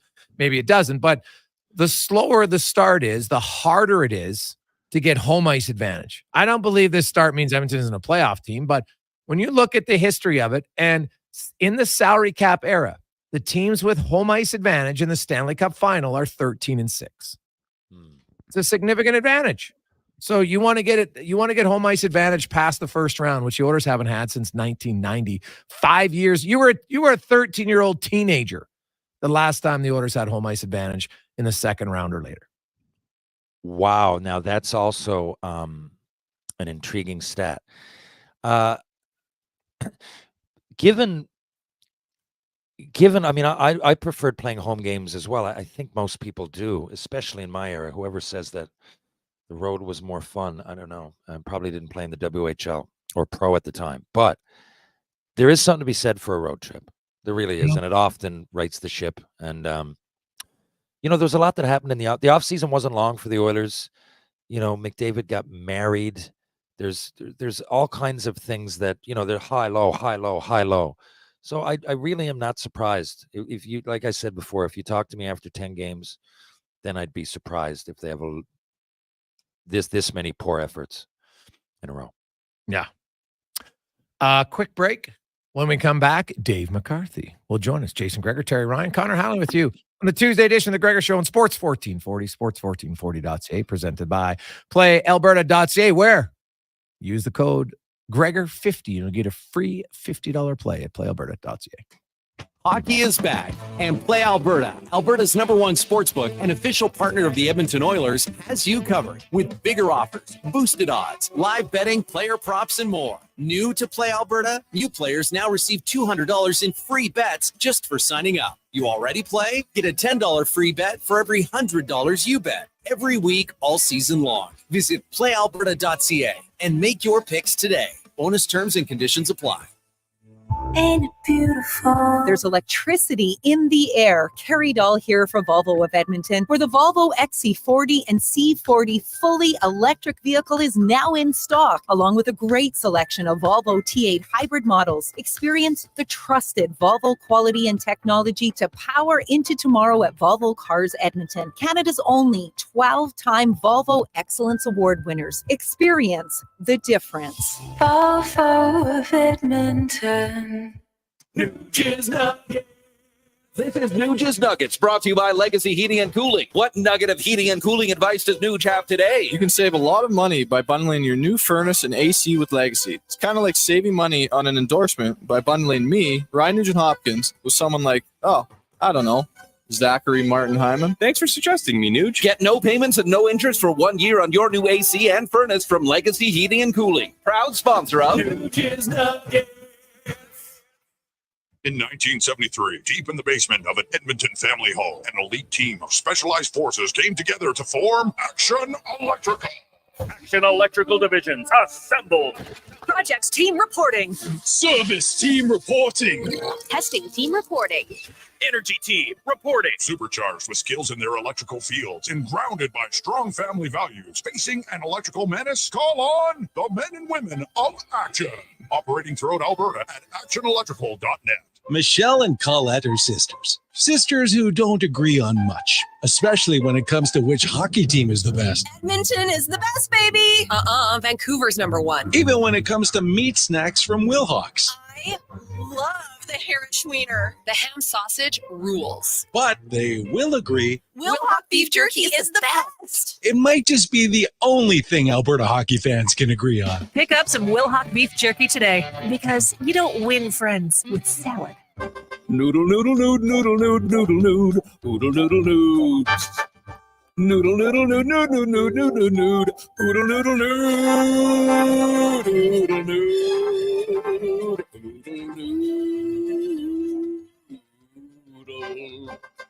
noodle, noodle, noodle, noodle, noodle, noodle, noodle, noodle, noodle.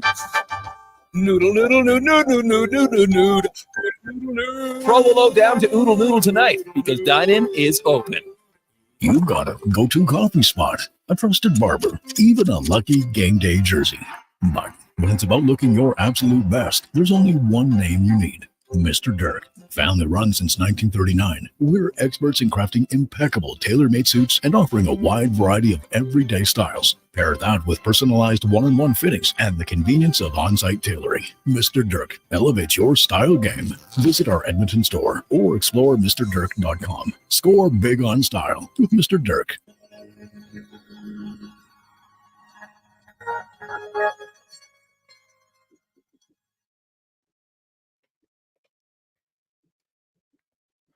Portions of this hour brought to you by Leading Edge Physio. The team in Old Strathcona have special training dedicated to reducing the impact of cancer care before, during, and after your diagnosis.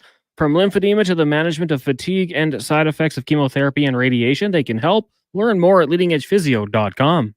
The Jason Gregor Show, the best of Edmonton sports talk and beyond. This is Sports 1440. Presented by PlayAlberta.ca, Alberta's only regulated online gambling website.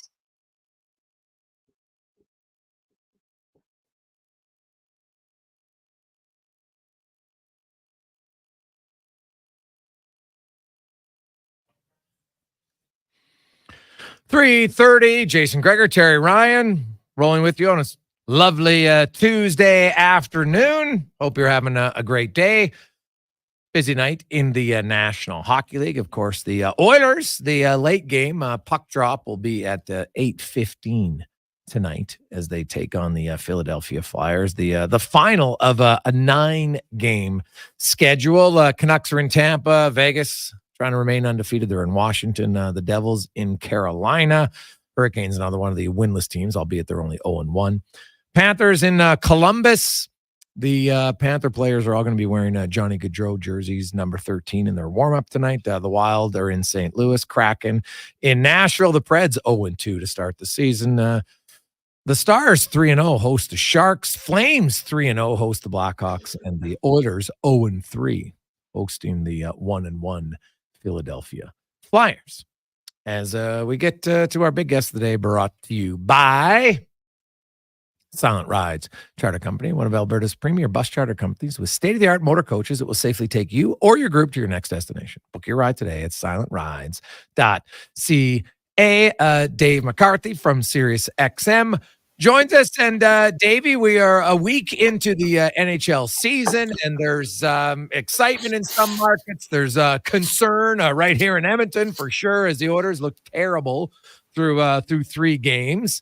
I don't get too caught up in a few games, but obviously the Oilers have every element of their game not going well, so they need to find something. But of the teams that have started well, which ones do you, I guess I'll say this, out of the surprise teams who have started well, because I don't want to pick Dallas. Everybody thought this was going to be good. So out of the surprise teams, and I think that would be Calgary undefeated, Utah 3-1, probably those two, even the Canadians to an extent.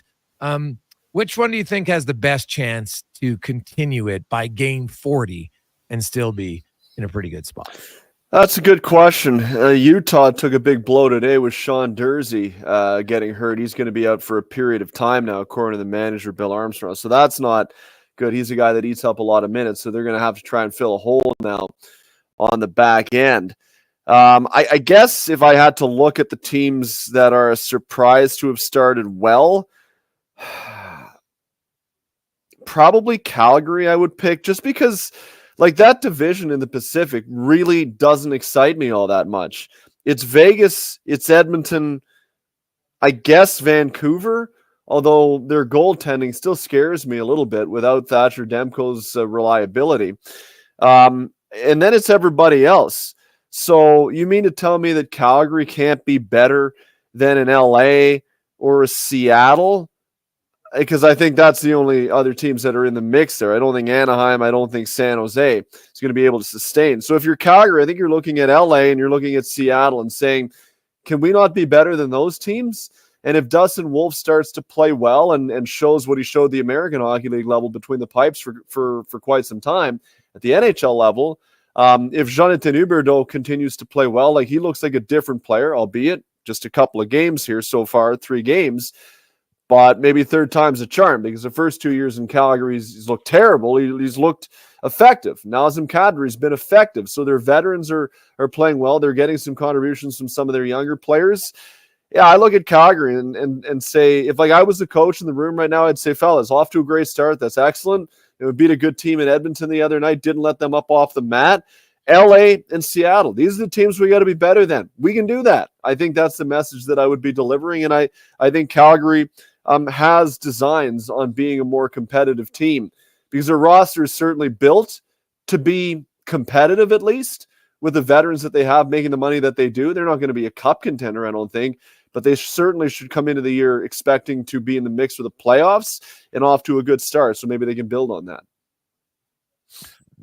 You look at like the Dursey injury definitely isn't good for Utah at all, especially when Utah's been scoring boatloads, but they've been giving up a boatload of goals and scoring chances. And so now you take out Sean Dursey. I wonder if that makes it even harder for them in an area where they haven't been that good.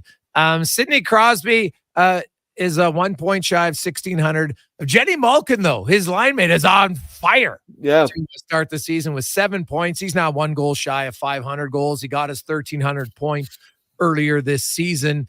Are you a believer in the Penguins? Do you think they get back to the playoffs this year? I don't. I really don't. It's great to see Malkin looking good. Picked up that 1,300th point the other night in Toronto, made a real nice drop pass that led to a goal. Like, he's carrying the puck with some command through the neutral zone. He's using his size. He's got some speed. Like, I found the last couple of years, it's looked like he's been a half step at times, especially last year, half step behind the play. He looks more like his old self, early going, but off to a good start. While Pittsburgh scores 6 yesterday, Sid doesn't get a point to get to 1,600. But look, I'm just not confident in their ability to defend well enough. Like, they're not a good defending team. I was talking to a number of folks around the rink on Saturday when Pittsburgh was in town, and a lot of people who watch Pittsburgh much more closely than I do were telling me, like, that is a serious concern in Pittsburgh right now. And Tristan Jarry is a guy that's not inspiring a lot of confidence between the pipes. Joel Blomqvist, who is essentially their third string goalie right now, 22 years of age, he got 2 consecutive starts. And that start in Toronto that he got on the weekend genuinely surprised a lot of the Pittsburgh writers and broadcasters, because he's a guy you figure you start him the day prior, or I should say Thursday last week on the second of back-to-backs or whatever it was, gave him a start. You think after a day off you'd go back to Tristan Jarry, but he didn't play well in the opener, and they gave Blomqvist a start, and quite honestly I thought he played well enough to win. And then they went back to Jarry on Monday night, and he was okay. I mean, Pittsburgh found a way to win the game, but he was okay. I'm not convinced that they're going to be able to defend well enough, keep the puck out of their net effectively enough. And after Crosby and Malkin, if they're not going, I'm wondering where the goals are going to come from up front. And that Metro division is really difficult. It's really difficult. There's not spots there to be had like in the Pacific Division, because the Devils look good, the Rangers look good. Carolina and Washington have hardly played. It's wild. Some teams have played 5 games, they've played 1. But I still have them ahead of Pittsburgh. I see them maybe in the mix, battling for a wildcard spot, but I honestly wouldn't place a bet on the Penguins right now.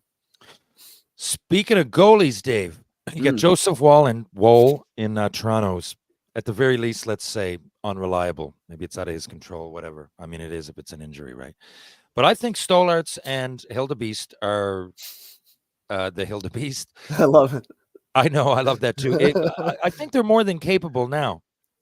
Have you heard anything on Matt Murray? Like, you have this Stanley Cup winner in the minors that this year says he's healthy, and he's just been so far out of sight, out of mind. Not many people are talking about him. Is there any news there? And might we see him in Toronto? Well, he's playing in the American Hockey League. He played the other night on Saturday, played quite well, picked up a win. So he is healthy, and he reported in training camp feeling as good as he's felt in a long, long time. So, part of the reason they brought up Dennis Hildeby was that they wanted to get a look at him at the NHL level. He got called up on a number of occasions last year, and I think it was somewhat ironic. Sheldon Keefe just chose not to play him. He had the opportunity. He could have put him in the lineup, could have put him in the net last year, and he chose not to do it. And then Dennis throws up a great game against Sheldon Keefe and the Devils the other night. So there was a little bit of irony to that. And I'll tell you, his name is Dennis. I don't want to keep putting that out there because otherwise everyone's just going to call him the Hildebeest. But how can you not with a nickname that good? Guy looked like a National Hockey League netminder on Thursday against Devils. He really, really did. So do we see Matt Murray at any point this year? Maybe. I mean, if the need arises right now, he's a guy that you can turn to.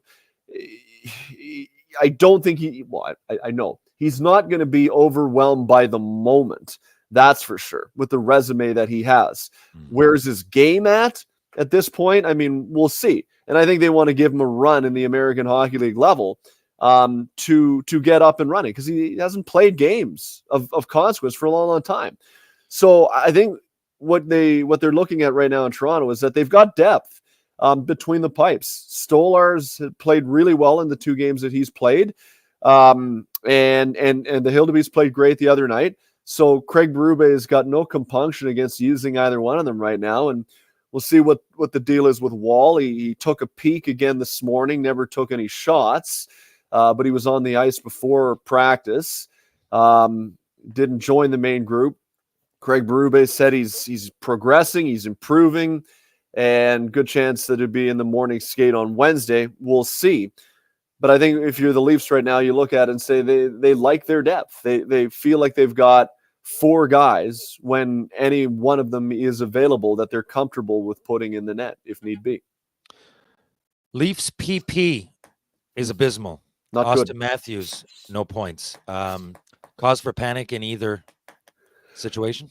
Certainly not on Matthews. The power play, panic is too strong a word at this point in time, especially when Leafs are 2-1 at this point. But there's an urgency to get the power play figured out.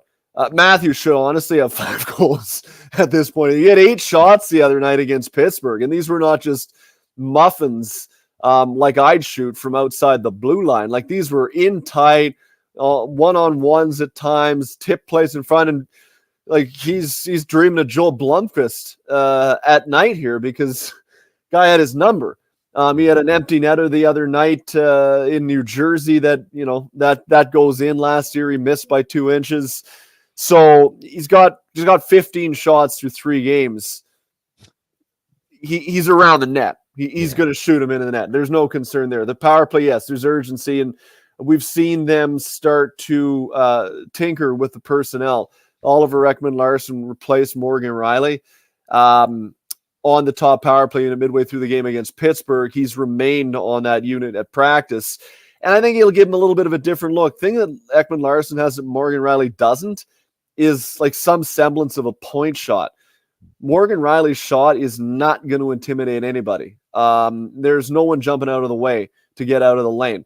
I'm not going to say Oliver Ekman-Larsson's winning harder shot competitions, but one, he's got an ability to get the puck through. And I've talked to a number of people over the last week or so. Keith Yandel, Dave Tippett, Eddie Lack, all guys that have some level of resume with Ekman-Larsson in the past. They've all said that watch him. He is so good at that. And I have, and he is. So he gets it through, and his shot has a little bit of zip on it too, which is good. So we'll get a look at what he is all about on that power play unit. I think he's going to stay there on Wednesday against LA. But Berube was talking about this morning. He wants players to move the puck a little bit more quickly. Too much stagnation. They're trying to dust it off, look for the perfect play, get it, move it, shoot it. And with Ekman-Larsson, there will be more of a propensity to get it to the point. And oftentimes, right, when it's not going, simplify. Just get it through from the point, get guys in front, jam away. The power play will sort itself out. But yes, there is an urgency to get it sorted out. Dave, before I let you go, what did you think of the non-goal for Corey Perry? Oh, that should have counted. Yeah? Oh. We're in agreement on that? I was quite surprised when I watched the replay. I'm like, okay, like he's not touching the goal. He's at top of the crease. That he moves out of the crease. Now, is he on his skates on the line? Sure. But was it a significant presence? Like, I don't know. I've seen that goal counted. I don't know how many times. Yeah. That's what really, I think, frustrates people is just as you say, Jason, you could probably put together a reel just as long on the column of goals that have been allowed of a similar nature as to that goal that was disallowed. So the inconsistency is frustrating to people. I get that, but you're going to run into that when you have a call of that nature that is subjective. It's not, was the skate over the line or not? And people get frustrated about the offside, but at least it's binary, right? If the angle proves that it was over the line, then it must be called offside. You cannot let subjectivity slide into offside. Otherwise, you have anarchy. You want to see frustration then.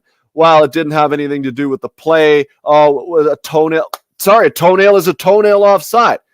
But with goalie interference, it's subjective. So, look, when I saw that goal, it never even, that's usually my bar, is that, does it pop into my head immediately that, ooh, could be something there? Never even registered. I saw the goal. I actually went into the kitchen to grab a drink, came back out. Oh, what's this? Oh, they're reviewing it. Oh, interesting. Watched the replay again, thought, okay, there was, initial contact, but the goalie was able to reset. And then by the time the shot came in, I don't think it impaired his ability to make the save or not. No. So my next thought was, that's going to count. Bad challenge. If they don't allow that, you might as well cancel hockey. Holy cow. Like that's a goal. It's got to count. And then it didn't. And so, yeah, I didn't like that. That did not infringe on the netminder's ability to play his position. Yeah, there's just as much contact initiated by the netminder as there is with Perry once he resets at the top of the crease. Sorry, you got to play through that if you're the goalie and try to make that save. That to me should have been a goal. Davey, enjoy the week. We will chat with you next Tuesday. See you, boys. There you go. That's Dave McCarthy from Sirius XM. Joins us every Tuesday as our big guest of the day. Brought to you by Silent Rides Charter Company. We'll come back. We'll get to Terry Stales, Ryan's rant. We also got Strudwick coming up later. Spec DVD. We'll hear a little bit from Chris Nomlock, maybe even some Leon Draisaitl. Connor McDavid was quick to point out the Oilers' puck play has not been remotely good enough. Passes behind guys, passes in the air, guys overpassing, and included himself in that, as he should, because they're a main culprit. So we'll see. The Oilers, Hyman, Draisaitl, McDavid will be aligned tonight. Henrique, Brown, and Jeff Skinner. Nugent Hopkins, Arvidsson, and Podkolzin. And then Perry, Ryan, and Janmark. Darnell Nurse will have his third partner in 4 games. He'll have Troy Stetcher tonight. Kulak will be with Emberson. And, of course, Ekholm and Bouchard. Stuart Skinner will get his third start of the season as the Oilers look for their first win against the Philadelphia Flyers. Quick break. We'll come back on the Jason Gregor Show. Sports 1440, Oilers Nation, YouTube, Facebook, and X. At Fountain Tire, we love jingles. Get up to 25% off select tires. Until October 19th. Plus a bonus $50 off any service of $150. Restrictions apply. Book online today. Fountain Tire. We're on this road together. Raise a smoothie to any friend you've had since 1999. That's a good friend. And Booster Juice was there. Now celebrating 25 years in Canada and more than 450 locations from coast to coast. A silver anniversary splashed with lots of oranges. Celebrate 25 years of Booster Juice with the return of OG favorite smoothies like the Marathon, the Original, and the Orangesicle. Made with oranges, orange sorbet, and vanilla frozen yogurt. Happy 25th Booster Juice. Download the Booster Rewards app today. I'm Ryan Nugent-Hopkins. And I'm Zach Hyman. And when we're not making juicy, sweet passes, or having my goals disallowed, we're working for Legacy Heating and Cooling. You know, guys used to call me a plumber. And now they call you an HVAC technician. Nice. Hey, guys, you're not here to install furnaces. You're here to sing the jingle. Oh. Well. Okay. Call Legacy. Call Legacy. No payments and no interest for 1 year from qualified installers. Legacy Heating and Cooling. Some things just work together. Sticks and pucks, cleats and AstroTurf. Your love for the game and Papa John's passion for better ingredients. Better pizza. Nothing pairs with the game like Papa John's. Crafted with signature sauce, toppings, and original fresh dough. They're the champion of pizza. And now you're the champion of winning deals. Just order at papajohns.ca. Use promo code SPORTS20 and score 20% off any regular menu price order. Better ingredients. Better pizza. Papa John's. That's Sports20. Need a truck? Want a great deal on a truck? Get into Wolf GMC Buick. It's GMC's Canada-wide clearance. Take advantage of 0% financing on Sierra half tons. Oh, and guess what? GMC employee pricing is back on all in-stock 2024 Sierra HDs and Yukons. That means thousands of dollars in savings on GMC Sierra 3/4 ton and 1 ton. Also thousands off the industry-leading SUV, the GMC Yukon. Get to Wolf GMC Buick now and drive away with money off and a smile on. Just off the Anthony Henday. I take possession of my commercial space in 3 months. I need lighting. I need a fire alarm. I need data. I need a generator. I need panels. Sounds like a job for the men and women of Action Electrical. Projects team reporting. We design, build, and construct all the electrical systems for your projects. Need everything to work right? Get the Action Electrical project team on your site. Facing an electrical menace? Call the men and women of Action. Operating throughout Alberta at actionelectrical.net. Experience more at the Edmonton Expo Center. Come for Canada's largest trade show, the biggest names in entertainment, exhilarating sporting events, and more. Stay for the experience. But it doesn't end there. Maximize your brand exposure with Edmonton Expo Center's new cutting-edge feature screens, spanning Western Canada's largest venue space. Captivate an annual audience of over 1 million visitors during iconic events like Pro Rodeo, Disney on Ice, Glow, K-Days, and so much more. To learn more, call 780-660-0514 or visit edmontonexpocenter.com today. Your co-op grow team are your local experts because we live here too. Our agronomic specialists stay up to date with the latest research and technology to help support your entire farm operation. Talk to our team for advice tailored to your farm's needs. We have recommendations to help you optimize your crop yield and quality while enhancing the health of your land. Co-op, we're all growing together. Here for your farm, here for your family. Learn more at coop.crs/farm. Portions of this hour brought to you by your Alberta GMC dealers. The Canada-wide clearance is on now at GMC. Get a $7,500 cash credit on a 2024 Sierra 1500 Crew Cab Elevation. See more at gmcoffers.ca. Hat tricks, touchdowns, and home runs. Get it all with the Jason Gregor Show on Sports 1440. Presented by playalberta.ca, Alberta's only regulated online gambling website.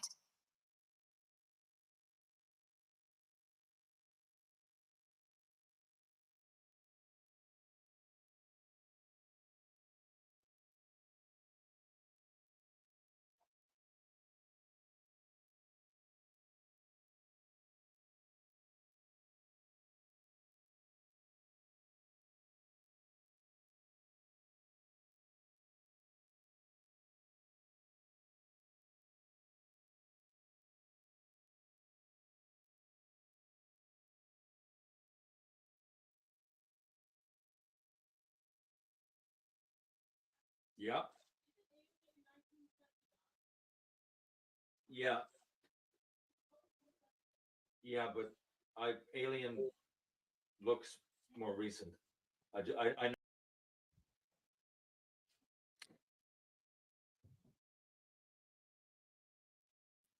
Alien is 79, like. Jason Gregor, Terry Ryan, Connor Halley with you on Sports 1440, Oilers Nation, YouTube, Facebook, and X, sports1440.ca. Some of you listening on the app. John texts in, hey, fellas, I love the app. I drive all over the place. I'm currently in BC, and everything is crystal clear. Thank you so much. Keeps me connected to Edmonton, where I'm at. I would love it, John. Thanks for listening. Drive safe. That is the other great part of the app. Wherever you go, it's always in range. Do it through iHeart, Stingray, or the Radio Player app.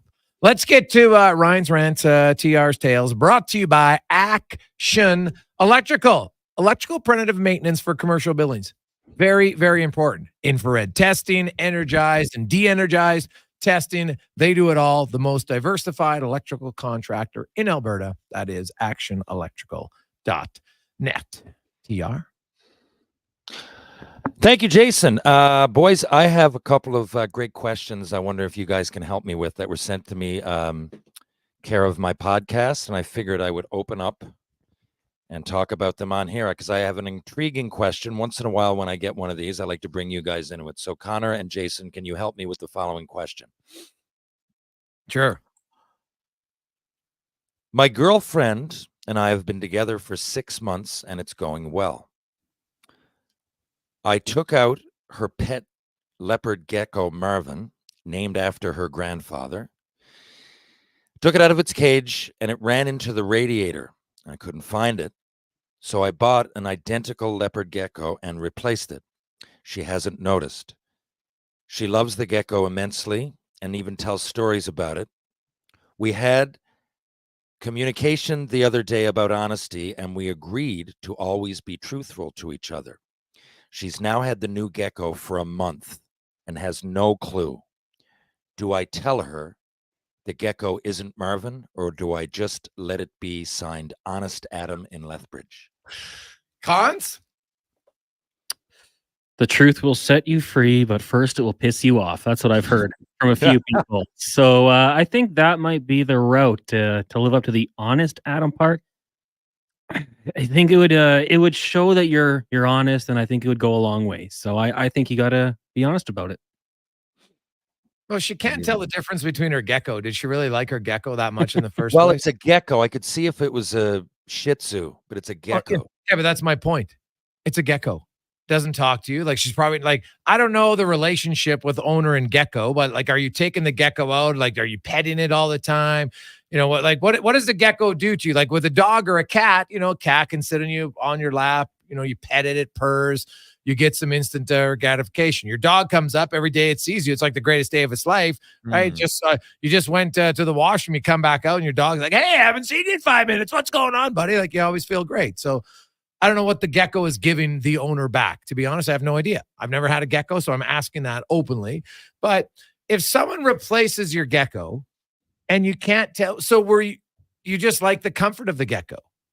I don't know if it's really the original gecko itself. Like, was he more of a smiley gecko? Did he have a little bit more of a slimy skin?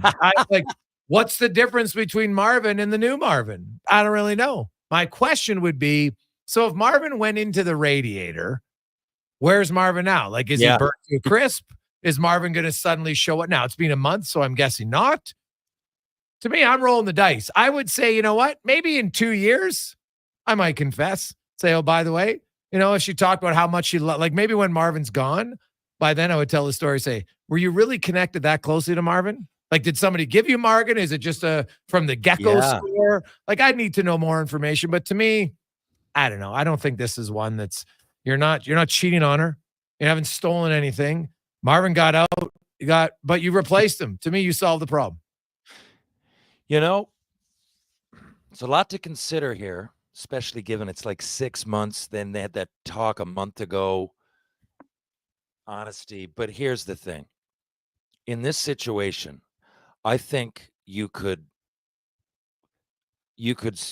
stay living with the lie, because at some point, if Marvin runs out, then obviously you'd have to tell her. But that's joyous news, because now she has 2 geckos and she didn't lose the original. If not, maybe I'd tell her way in the future. But if she found out, and I think you could always go, look, here was my predicament. I think you could tell her this exact predicament and say, look, I didn't know what to do. It was early. This happened, and I figured I'd correct the problem as, you know, to the best of my ability. I love you. I really do. And I'm sorry that this happened, but it did. I think you could always go back. Like, it's not like you left cheating on her with 4 people in the past. You know what I mean? This is a gecko.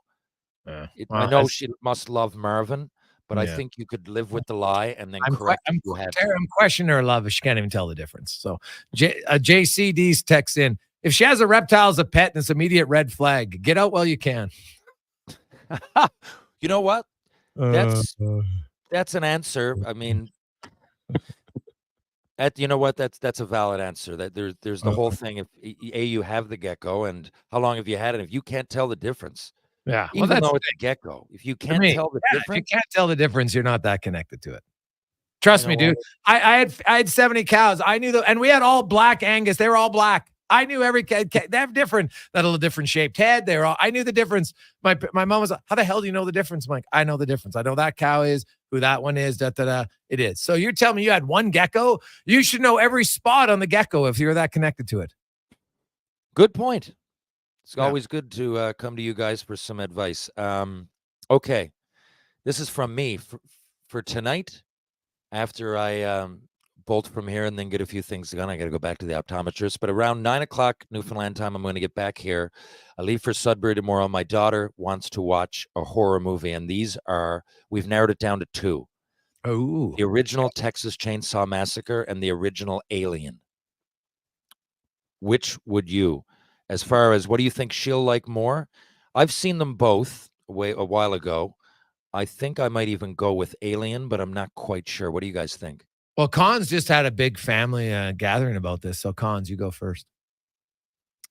I mean, I will say this. I like the Texas Chainsaw Massacre. Then you can kind of evolve, and I know there's a few aliens, but I like that genre. The early slasher, and it's so clearly fake. I enjoy that genre. So I don't know if your daughter would be getting nightmares from it or anything, or if she's inclined to be afraid of aliens or anything like that. But I would lean to the Texas Chainsaw Massacre. Ooh, we're split. See, to me, I watched Texas. It's funny. It was just on TV. I think it was on last night or the night before. Either way, I was watching about 25 minutes of it, then I fell asleep. But it was on, and I'm watching it, and I'm kind of like, God, I remember when I was younger, I thought it was great.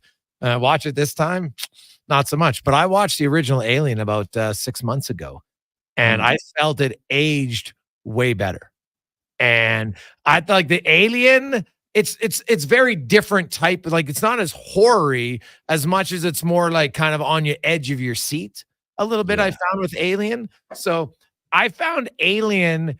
It to me, the goal if you're going to watch that genre is to be a little scared, especially if you're not going to have nightmares about it. Like, and scared can be like, boom, it gets you. I think the Alien would get you more. So I would say Alien. Two decent takes, and we're probably going to end up seeing both of them. I saw the Texas Chainsaw Massacre a long time ago. The last time being like over a decade for sure. And Alien, I watched about a year ago, and they're tough to compare. I even looked online, like it's like 93% and 94%. They're both classics. So I guess I'll leave this one up to her. Thank you for the advice. And finally, who do you guys think is the best horror movie character ever? And we can expand. I mean, I know Friday the 13th have kind of been like we just talked about Texas. A lot of these are B movie classics that are campy. I'm including all of that. So what do you guys think? Who would be the number one movie horror character? Ooh, that's a good question. That's a really good question. I would say, God. Yeah. I'll go Michael. From the Halloween series. He's everywhere. Yeah. I mean, you think you've escaped him, and then all of a sudden he's right behind you. He's got freakish strength. He's innovative. He finds ways to, get the job done. And I love the movie Sinister. So Mr. Boogie from that one. Ah, nice pick. Not as popular, but I really like Sinister. So I think that would be a good one too. Ooh.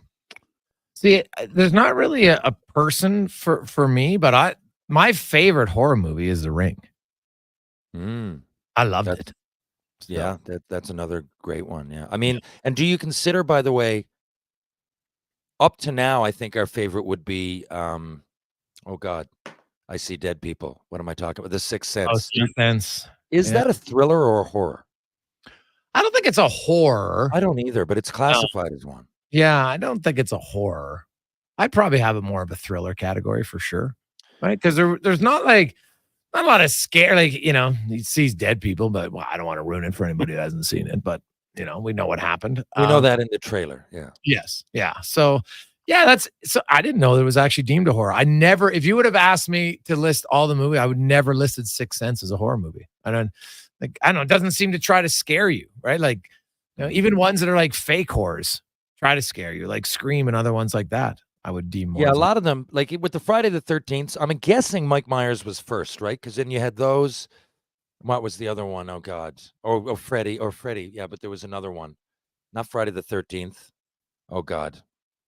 Jason? Not Halloween either. But there's there seems to be that repetitive parody of itself, which I watched. You know what I watched a couple nights ago?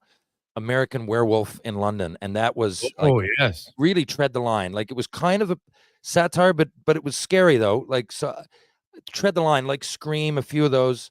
Like I said, Friday the 13th, Nightmare on Elm Street's the other one I was talking about, right? But I think the Texas Chainsaw Massacre came first, correct? Like 1974. Did any of the? I believe Halloween might have come right after it. I guess that's 78 from Declan. Okay, there you go. Now, go Deck. So, we're talking about the beginning of the genre of sorts. Now, that being said, I think I'm going to go with Jigsaw from Saw. I enjoyed those movies, and not all of them, but some of them are definitely make you think. And that guy, just the look of him creeps me out because he's like a sinister genius. Sometimes an intellectual that's so evil-minded can be scarier, just the thought of what he might do. And in some of those movies, even though they are known for gore, the early ones, you could do without it and still be kind of scary, just the thought of what he's going to do. Now, that's just my take, and I'm sticking with it. Let's take a quick break. When we come back, we got Struddy joining us, so we'll talk about the defense, or lack thereof, of the order. And not just the defenseman, the defensive structure of the orders, as they have allowed the third highest number of high danger chances per clear sight analytics through the first three games. They're averaging 7.33. Only Buffalo at 7.5 and Pittsburgh at 8.5 or higher. So how can they help their goalie? Woodley talked about, hey, the goalie's got to help you out a little bit. Sure, no problem. But team defense has to tighten up. We'll get to it next after Connor Halley and a Sports 1440 update brought to you by Fountain Tire. Stop in right now at Fountain Tire, and up till November 1st, you can save $150 on Alliance tires and up to $200 on select Goodyear and Titan tires. Some restrictions apply. FountainTire.com. The Sports 1440 update. Game day, the Oilers back in action, trying to pick up their first win of the season, hosting the Flyers. That gets going just after 8 o'clock. Also have the Flames, Hawks, Sharks, Stars, the Kraken take on the Preds, Blues host the Wild Panthers. In Columbus, Hurricanes take on the Devils, the Golden Knights in Washington, and the Lightning hosting Canucks. Major League Baseball game 2 of the ALCS goes at 5:38 with the Yankees leading the Guardians 1-0. Some news from the NFL today. The New York Jets acquiring all-pro wide receiver Devontae Adams for a conditional third-round pick. Meanwhile, division rival Bills bringing in wide receiver Amari Cooper from the Browns, along with a 6th-round pick for a 3rd and 7th-rounder. And 7-time Pro Bowl champion quarterback Tom Brady has been approved by NFL ownership as a limited partner of the Vegas Raiders, personally holding a 5% stake. And BCHL Showcase, we got the Saints in action this afternoon, taking on Coquitlam. Scoreless right now in their showcase. When we get back here on the Jason Gregor Show, we've got Jordan Hall talking Flyers, Jason Strudwick to look around the NHL, and 5 questions. I'm Connor Halley. This has been a Sports 1440 update. Sports 1440. Stingray Radio Station. CHJR. Broadcasts from West Edmonton Mall and Wetaskiwin. Download the free Stingray music app and listen wherever you go. Ain't it beautiful? What does excellence mean to you, and how does it impact your decisions? Friends, it's Carrie Dahl, and I know that at Volvo Cars Edmonton, excellence isn't an option, it's their everything. From customer satisfaction in sales, service, inventory, and retention, they excel in all. Congratulations, Volvo Cars Edmonton, Canada's only 12-time Volvo Excellence Award winners. Volvo of Edmonton. Carve out for a cause at the 6th annual Jason Gregor Pizza Pig-Out presented by Swift. Thursday, October 24th at the Canadian Ice House. Indulge in unlimited pizza while raising some dough for kids' sport. Vote for your favorite slice to crown the People's Choice Awards winners. Don't miss Edmonton's biggest pizza party with Gregor Broadcasting Live. Tickets are $60 or $200 for a group of 4. Adults only. Buy your tickets today. For more details, see jasongregorpizzapigout.com. The locks are on a timer. They're going to get out. Sounds like a job for the men and women of Action Electrical. Service team reporting. With the remarkable reach of our bucket trucks and other equipment, we assess, service, and maintain your electrical lighting and automation systems. Facing an electrical menace? Call the men and women of Action. Operating throughout Alberta at actionelectrical.net.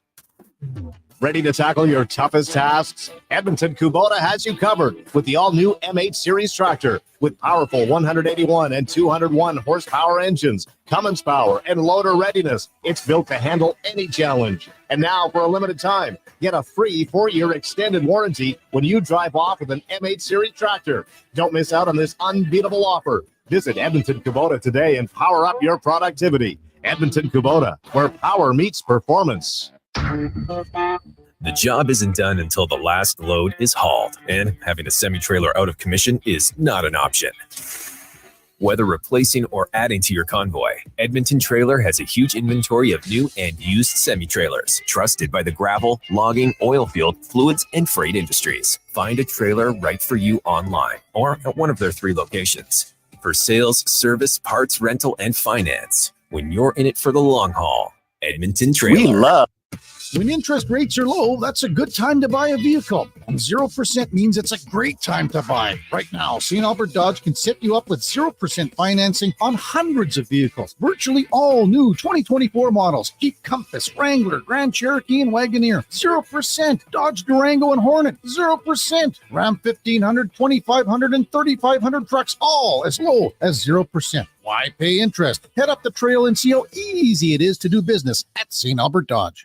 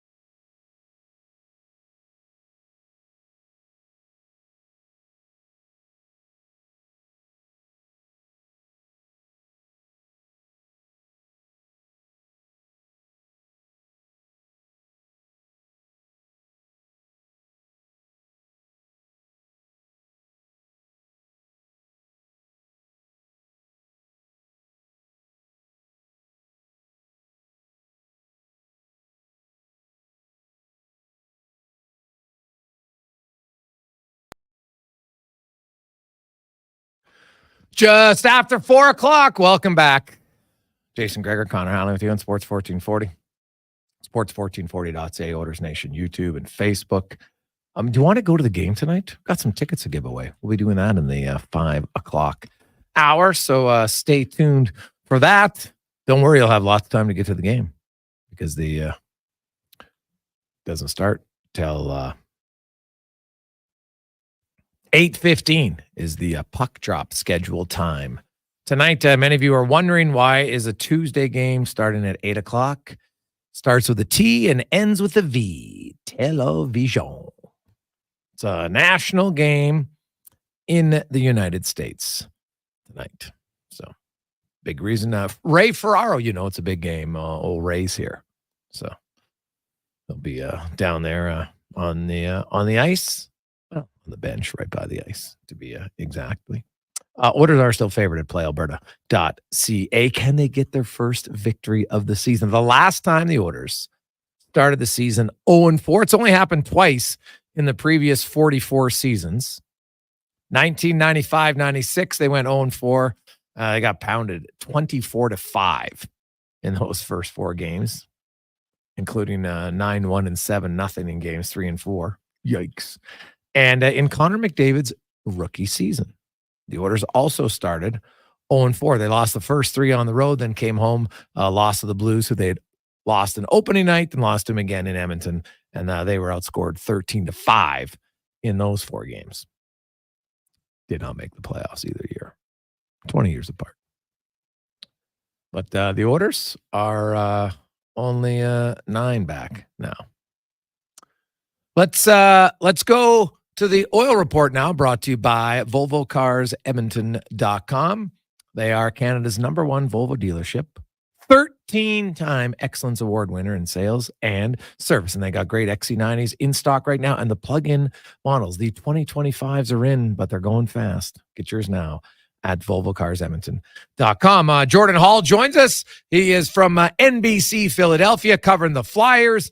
And Jordan, two young rookies in the lineup tonight for the Flyers. Michkov, obviously a little bit older. Everybody expected him to be in the lineup, but we'll get to him in a second. I want to get your thoughts on young Jet Luchenko and how big of a surprise is this? And do you see him lasting past the 9 games played mark for the Flyers before he starts the first year of his ELC? It was a huge surprise. I'm not sure anyone saw it coming. And most interestingly, it was John Tortorella that I think really wanted him to stick and stay. Tortorella really fell in love with the kid from day one. The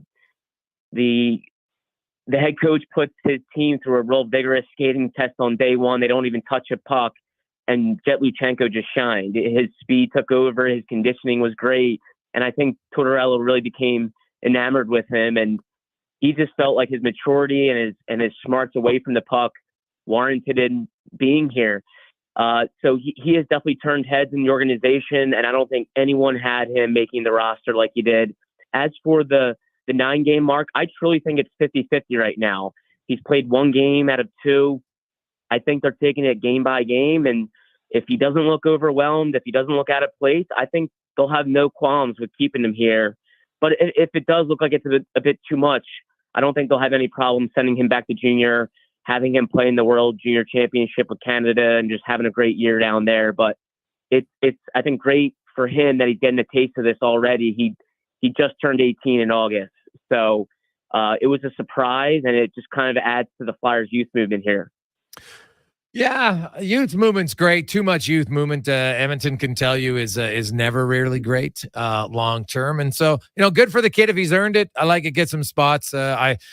I think it would be the wrong decision for him to play 10 games and waste his first ELC for the organization. I think there are in a youth movement, but is he going? I always ask the question: is he going to be a difference maker enough to make it worthwhile, rather than have him go to junior, build his confidence, play tons of minutes, and just come here next year stronger, maybe a little faster, more experience, more confidence, and go from there? What about now? Michkov, we know, is sticking. How has he looked? He's got 1 helper through 2 games. How's he looked? He's looked pretty good. And the one thing that really stands out is he gets better as the game gets later. He really finds another gear. He really digs deep, when the legs aren't there, maybe in the third period. And that's what's been intriguing throughout the preseason and the first couple games here, is how they pour him minutes and he seems to fuel on it. So he loves playing. He's ultra competitive. He's had some real strong glimpses of that offensive potential that everyone's touting him for. And I think he's going to score. I don't think he's going to have a problem putting up points and making plays.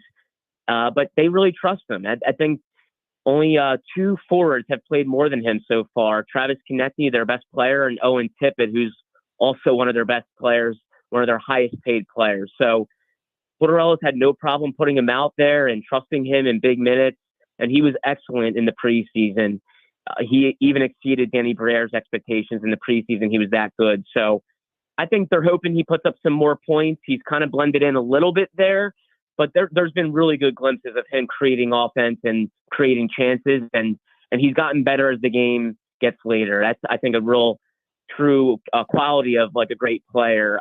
It's early, but he seems to fuel when the game gets later, and I think that's been a positive.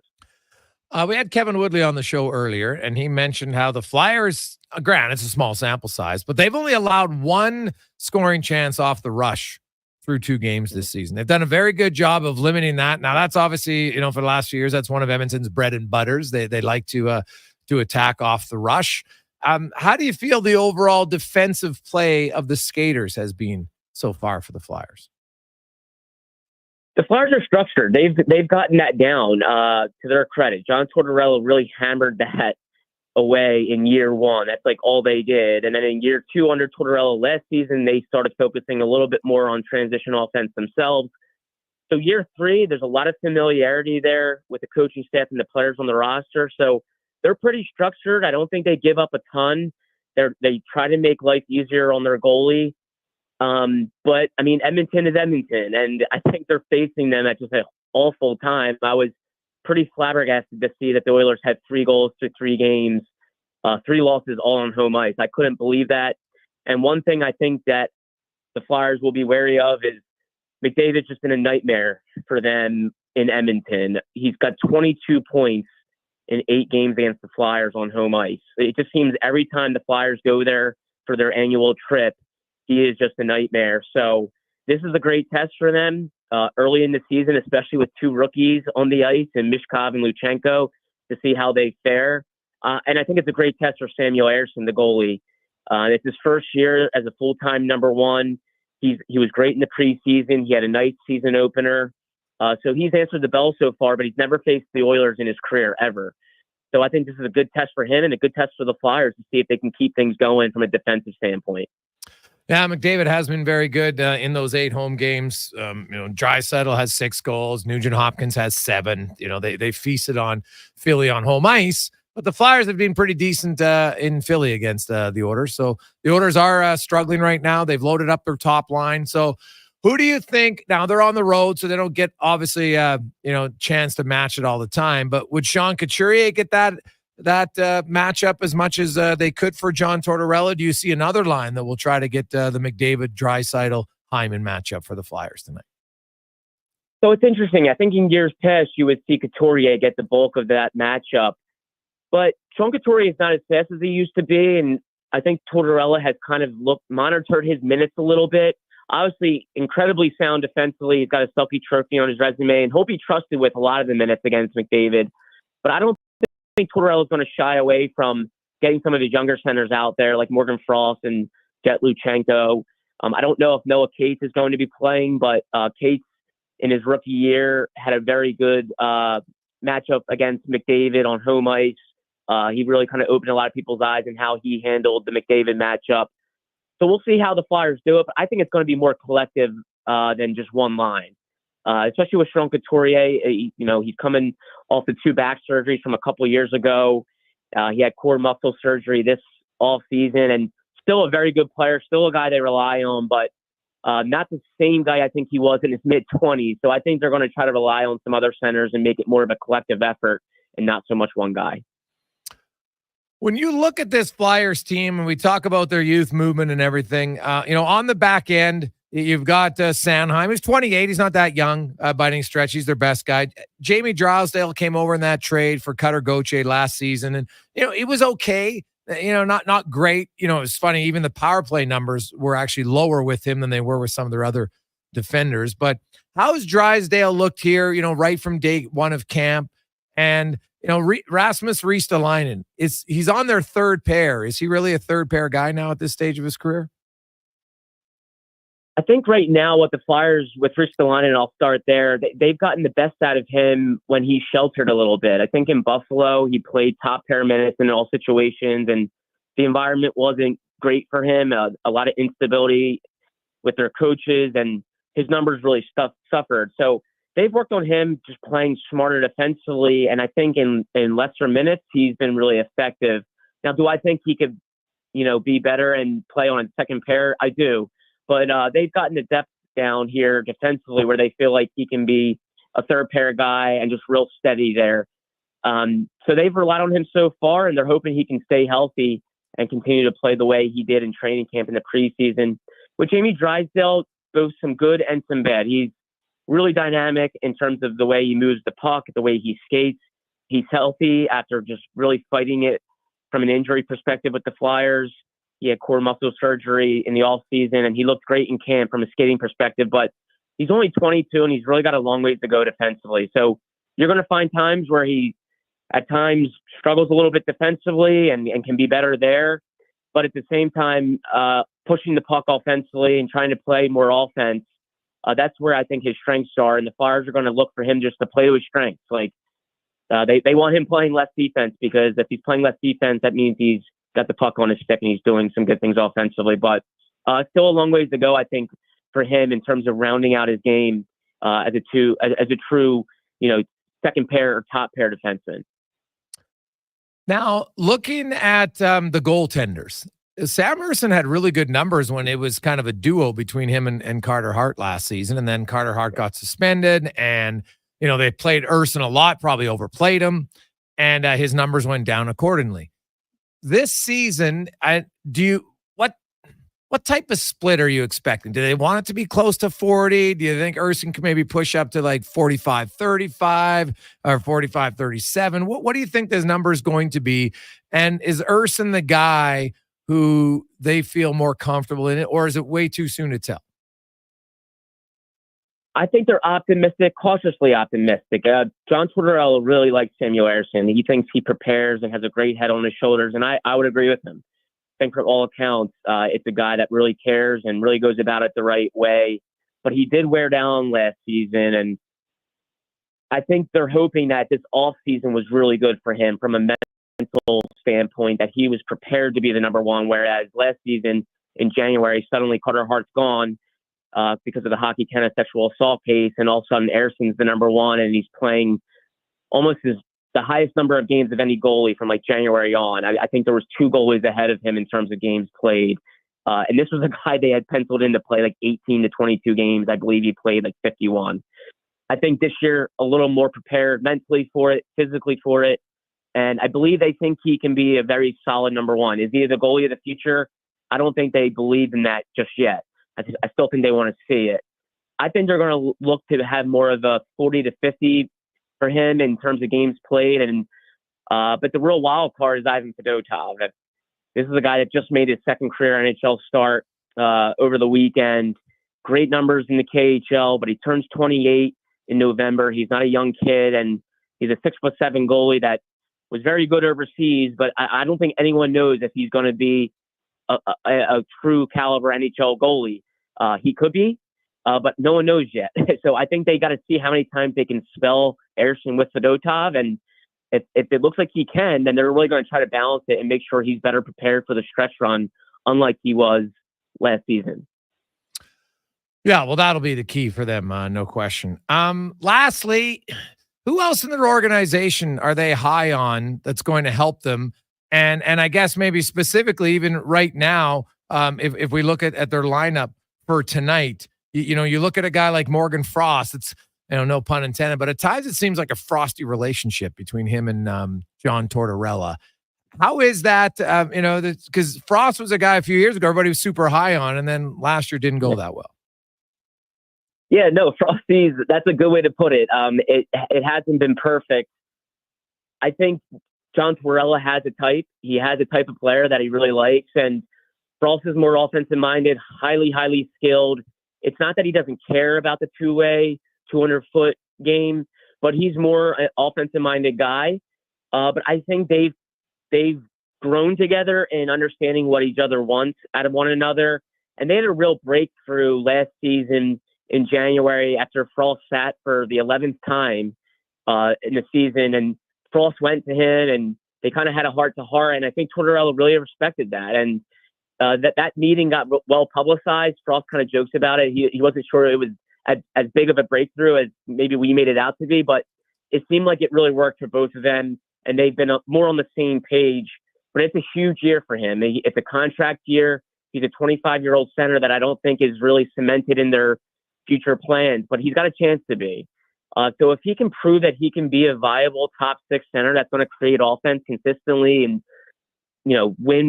win battles along the boards and do the things that Tortorella likes, I think he'll be trusted more late in games, and he'll be able to put up more points consistently. But I don't think anything's set in stone there. So it's a huge year, and I think he's a make or break guy, without a doubt. Jordan, thanks for this, man. We'll enjoy the game tonight. We'll see you at the rink. Have a nap. A little late start out for everybody back in the East Coast, but if you're in the building, even 8:15 puck drop. So you got some time to relax. Thanks so much for having me, guys. I appreciate it. There you go. That's Jordan Hall from NBC. When we come back, Jason Strudwick will join us on the Jason Gregor Show, presented by PlayAlberta.ca. Hockey is back, and Play Alberta, Alberta's #1 sportsbook and official partner of the Edmonton Oilers, has you covered with bigger offers, boosted odds, live betting, player props, and more. New to Play Alberta? New players now receive $200 in free bets just for signing up. You already play? Get a $10 free bet for every $100 you bet. Every week, all season long. Visit playalberta.ca and make your picks today. Bonus terms and conditions apply. Gateway Toyota treats us like we're precious gems. Because that's what we are. Every vehicle purchased from Gateway Toyota includes enrollment into their GEM program. It stands for Gateway Exclusive Membership. And it gives you 5-year access to over $2,500 in benefits. Free oil changes. Free tire and windshield repair. Free car washes. Even an annual detailing. You'll also get special discounts, trade-in bonuses, and referral rewards. I feel like a gem. At Gateway Toyota, just off Calgary Trail at Ellerslie Road. Nuggets Nuggets. This is Nuggets Nuggets, brought to you by Legacy Heating and Cooling. What nugget of heating and cooling advice does Nuge have today? You can save a lot of money by bundling your new furnace and AC with Legacy. It's kind of like saving money on an endorsement by bundling me, Ryan Nugent-Hopkins, with someone like, Zachary Martin Hyman. Thanks for suggesting me, Nuge. Get no payments and no interest for 1 year on your new AC and furnace from Legacy Heating and Cooling. Proud sponsor of Nuggets Nuggets. Raise a smoothie to any friend you've had since 1999. That's a good friend.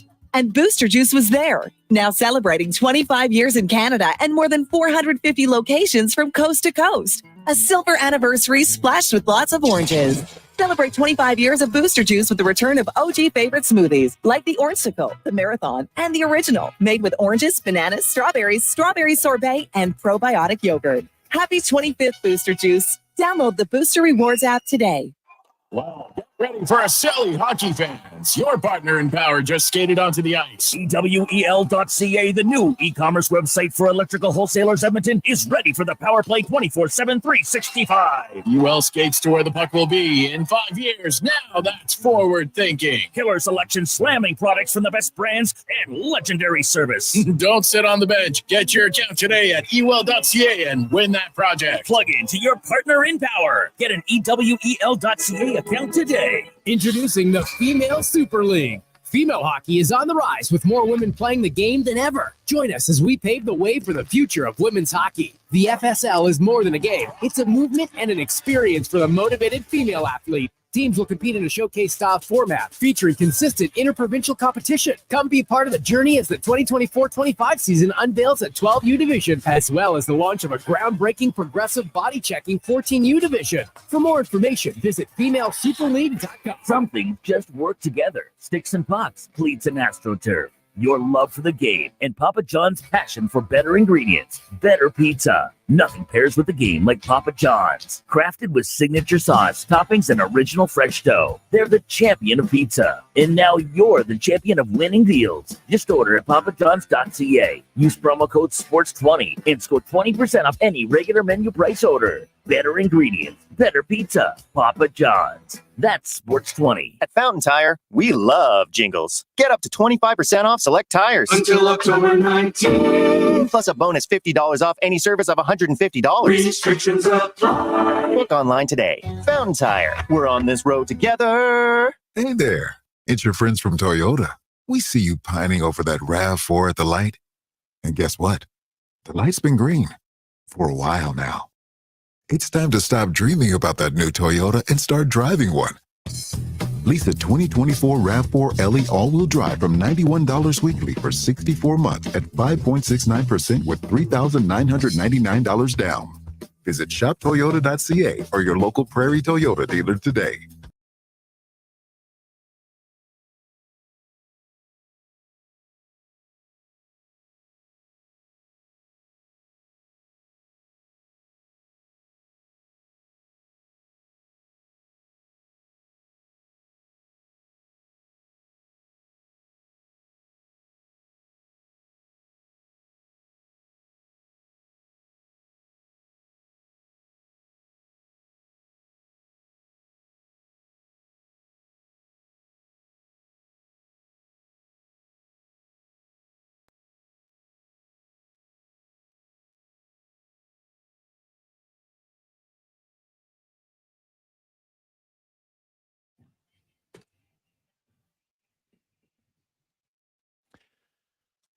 4:33.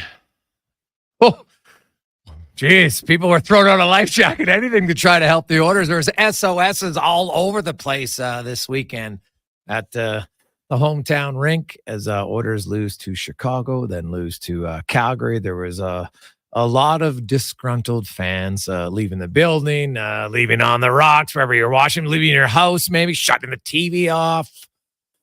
Some of you, we got texters, Bob. I had to go for a walk after the game on Saturday night. Kind of embarrassing. It's game 2. Maybe I take the games too seriously. But you came back for game 3. That's all that matters. It's all that matters. So, and you took a walk, so it was Serenity Now by yourself. It's probably a smart way to go about it. Let's get to Struds On Now, brought to you by Action Electrical to help you take action on your savings. Get solar for either your home or your business. They can help you out and save you the most. ActionElectrical.net. The Jason Gregor Show presents Struds On. I don't believe in tea bags. I use loose leaf tea. It is so much better than the tea bags. I'll eat tea bags. I'll Struds On. I'm not a huge DJ guy. I mean, I guess if you hand me a couple glow sticks and a tight white t-shirt that I can get wet, maybe I'd be into it. Struds On. There's a lone steakhouse I used to go to down in Kentucky, and they had bowls of peanuts. I wasn't sucking on those ones. You need to have clean nut. I'm talking about the kind you get in a bag at an Elks game. You know what I mean? It's time for Struds On.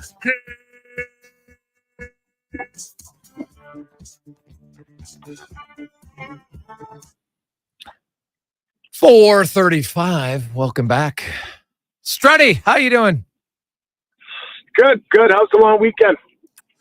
Well, Struddy, people probably use the Order fans could have used the Thanksgiving Day Monday. Little serenity now after a disappointing weekend for their team. And I want to get into the Order's defensive zone play because I know, hey, goaltending can be better, sure. Offense needs to be better, sure. But so does their defensive play. Kevin Woodley outlined it. Third most high danger chances they've allowed through 3 games. Not good at all. What are you seeing as the biggest breakdowns defensively through 3 games? Well, there's being in the right place, then there's being in the right place and doing the right thing. And generally speaking, the Oilers are somewhat in the right place, but it's that last little 5-10% that makes a difference. And I'll give you a couple examples. We can start just the last game. Rasmus Andersson starts with the puck at his blue line, skates up, crosses through the Oilers, across the Oilers' blue line, is on the outside of the dots, and then he's allowed back inside the dots for a prime scoring chance as a righty. So they're generally in the right place, but it's not those details. We can go on to the long shift prior to the goal by Anthony Mantha. That was a long shift in O-zone. It kind of gets twisted around, and Hyman ends up in front on the wrong side of Anthony Mantha. And Mantha has a couple cracks to go over the shoulder of the netminder. So, again, generally in the right place, Gregor, but not quite getting it done. So, it's you want to always be on the inside of your player. So the way I always talk about with kids is that there's a direct line between the player you're standing or guarding and your net. You're right in the middle of that line. So they have to skate through you. If you lose your stick, whether big, small guy, make them skate through you.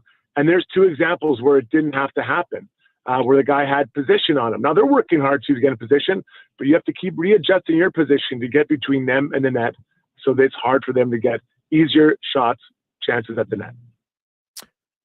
Yeah, I've noticed, Struddy, they've really left the high slot open. Those and everybody wants to go now. Goalies, coming off the rush or in zone plays, even you get a goalie going side to side, you got a much better chance to beat him, right? It's hard to beat goalies straight on anymore just because they're so big, they're so athletic. And I've found that Edmonton, they wouldn't give up a lot of shots, Struddy, but boom, when they gave up a chance, it was like a really good chance. So when you have those breakdowns, is that just it starts in the neutral zone, or are the defensemen not reading? Can the D-men help that out somehow, or is the high slot more so on the forwards? Are you talking about off the rush or just in zone? Well, both. Okay. Well, then let's start off the rush.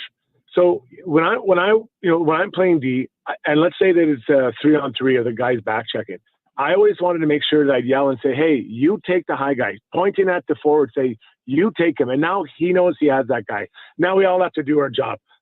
Something here in professional sports all the time is do your job, do your job. Well, when I direct you to do something as a D, not often I'm telling, whoever, Yarmer, Yager, what to do. But in this case, I'm like, do your job. That's it. So then I know I have to just take care of my guy. The D-man has the D, and then the high guy has the high guy. So that should take away that chance. Now, sometimes what happens when the forwards see that it's a 3-on-3 and there's nowhere to go, they're going to drive me down deep. And then now they're going to button hook back and turn towards the boards, and they're looking for that next layer. So that's where the back checking, the last two back checking forwards, they got to come back and they got to sort that out as well. So a good rule for any age is to say, I can't let my D-man beat me up the ice. So if you are forechecking in the far end, and you and I are going at it, Griggs, and I knock you down as the D-man, and I jump past you, now it's an odd man rush because you're behind me. So you want to beat your man up. So you got to work your hardest to get back up the ice as fast as you can to stop it. So that's how it happens off the rush. In zone, what happens is I find it usually happens on a longer shift in the zone, and people start getting puck focused, and so their eyes are looking at the player with the puck, but also their toes are pointed towards the back of the ice. It's not the guy usually that has the puck below the goal line that scores. It is the guy behind you. So the guy on puck, he's got to take it. He's got to take that guy on. The guy behind him, we have to find everybody else. So that's the job in that situation. Okay. So now you take on a Philadelphia Flyers team starting tonight, who doesn't, let's be honest, they don't have a high-end offensive player. They've got, we'll say they got good depth, but they don't have anybody who's really, Travis Konechny is probably a complimentary first-line player at this point. That's great. Nothing wrong with it, but they don't have a lot of them, right? They got some young guys who are coming. So Knobloch opts to load up his top line tonight. I like the decision. Even your best players, they're obviously in a slump offensively. They've, they've barely done anything offensively through 3 games, especially 5-on-5. They don't have a goal. So do you like that decision? Would you keep them separate? And do you think that when you go up against a team that doesn't have a dominant offensive guy, or even, a second line who's really dominant, does it make more sense to load up your top line? So I'll answer that in a second. I just want to make a point about the defensive zone play is that it doesn't change overnight, Greg. Right? Oh, yeah. It's the problem is that, and I feel strongly about this, they played quite a few exhibition games, and you need practice time to change it, especially early in the year. Later in the year, you can go back and say, hey, Gregor Strudwick, do you remember how you played in game 27? Look what we did here. This was our D zone. Right. Now, they had a couple games back-to-back. Yesterday was a day off. Today was a morning skate, and those are at times hard to create anything game-like in your own zone. So unfortunately, Oilers fans, I'm here to tell you, it's not going to be just like, oh, we're back, we're going to do it now. It's going to be slowly changing because you're trying to get the wheel turning again to think about those details that we just outlined earlier. So that's bad news, Jason, on Tuesday afternoon. On the flip side, now you're putting Leon and Connor and those guys back together. And I think, Gregor, it's as much about getting those 3 guys going as anything else. Like those 3 guys, you're expecting offense from them, and if they could score, earlier in the game, maybe like think in Calgary when they did have, I guess, Perry there, and then the one by Ryan were called back. But if they could have got some goals off of even one line, maybe that gets themselves going and feeling better about themselves. And now the rest of the team kind of gets buzzing. So I think he's trying to kickstart those 3. Then he can spread them back out through the lineup, however that best lineup looks like. Yeah. I look at it and, I think they change the lines, not supposed to defensive zone coverage. It's about trying to get something going offensively, right? Like your best players got to score offensively. And if they don't, maybe they start cheating more, because Edmonton for 69 games last year was actually quite good defensively and offensively. It was a combination of both. No question. I think the players have figured out how to do it. They haven't done it this year. Why is a great question. I don't have the answer. I don't think they have the answer to it. Why? But I look at it. And the other one is the Jeff Skinner playing with Henrique and Brown. I actually like that move because I think Brown and Henrique have been 2 of their better forwards, and Skinner was their best forward against Calgary. I view them as the second line tonight because Henrique historically is a better 5-on-5 scorer, and Jeff Skinner obviously is a better 5-on-5 scorer than any of the other wingers they have. So I kind of view that as their second line winger. Do you think they will get as much 5-on-5 time as the Nugent Hopkins, Arvidsson, Podkolzin line? Well, you know what it is? I think it's a fight, man. Whoever's going, he might get a little extra time, right? And I think that competition's healthy, especially early in the year. And these are all veteran players, other than, I guess, Paul Colden, but all of them have been around. They know. But if you're playing well, you get more ice time. But I agree with you. I thought Skinner was the most dangerous guy. You know, even the goal that was called back offside by Ryan, that's a nice little slip pass. You know, and obviously we couldn't talk about it because it wasn't a goal, but that's a nice little pass just to slip it by him and get him in there. So he's going to make plays, and all three of those guys are smart veteran players. So against a rookie team, they could have a pretty good outcome. Or a youngish team. Yeah. So, Jason Gregor here with Jason Strudwick on Sports 1440. So, Struddy, how concerned are you about this start of the Oilers? Well, they proved last year they didn't get out of it. But the challenge is to turn it around without practice time. And I know I'm beating a dead horse here, but you cannot it doesn't just turn on. So you look through preseason and the team was sluggish, right? And I get it. Like, I can't imagine going from the Stanley Cup final to a pregame game. Like, I can imagine the level of energy you'd have for that. But they never really seem to get their game on track for long stretches. Now, you know, the first period against Calgary was, I thought, pretty good. You know, I thought that they played pretty well, but they weren't able to score and kind of get that next goal.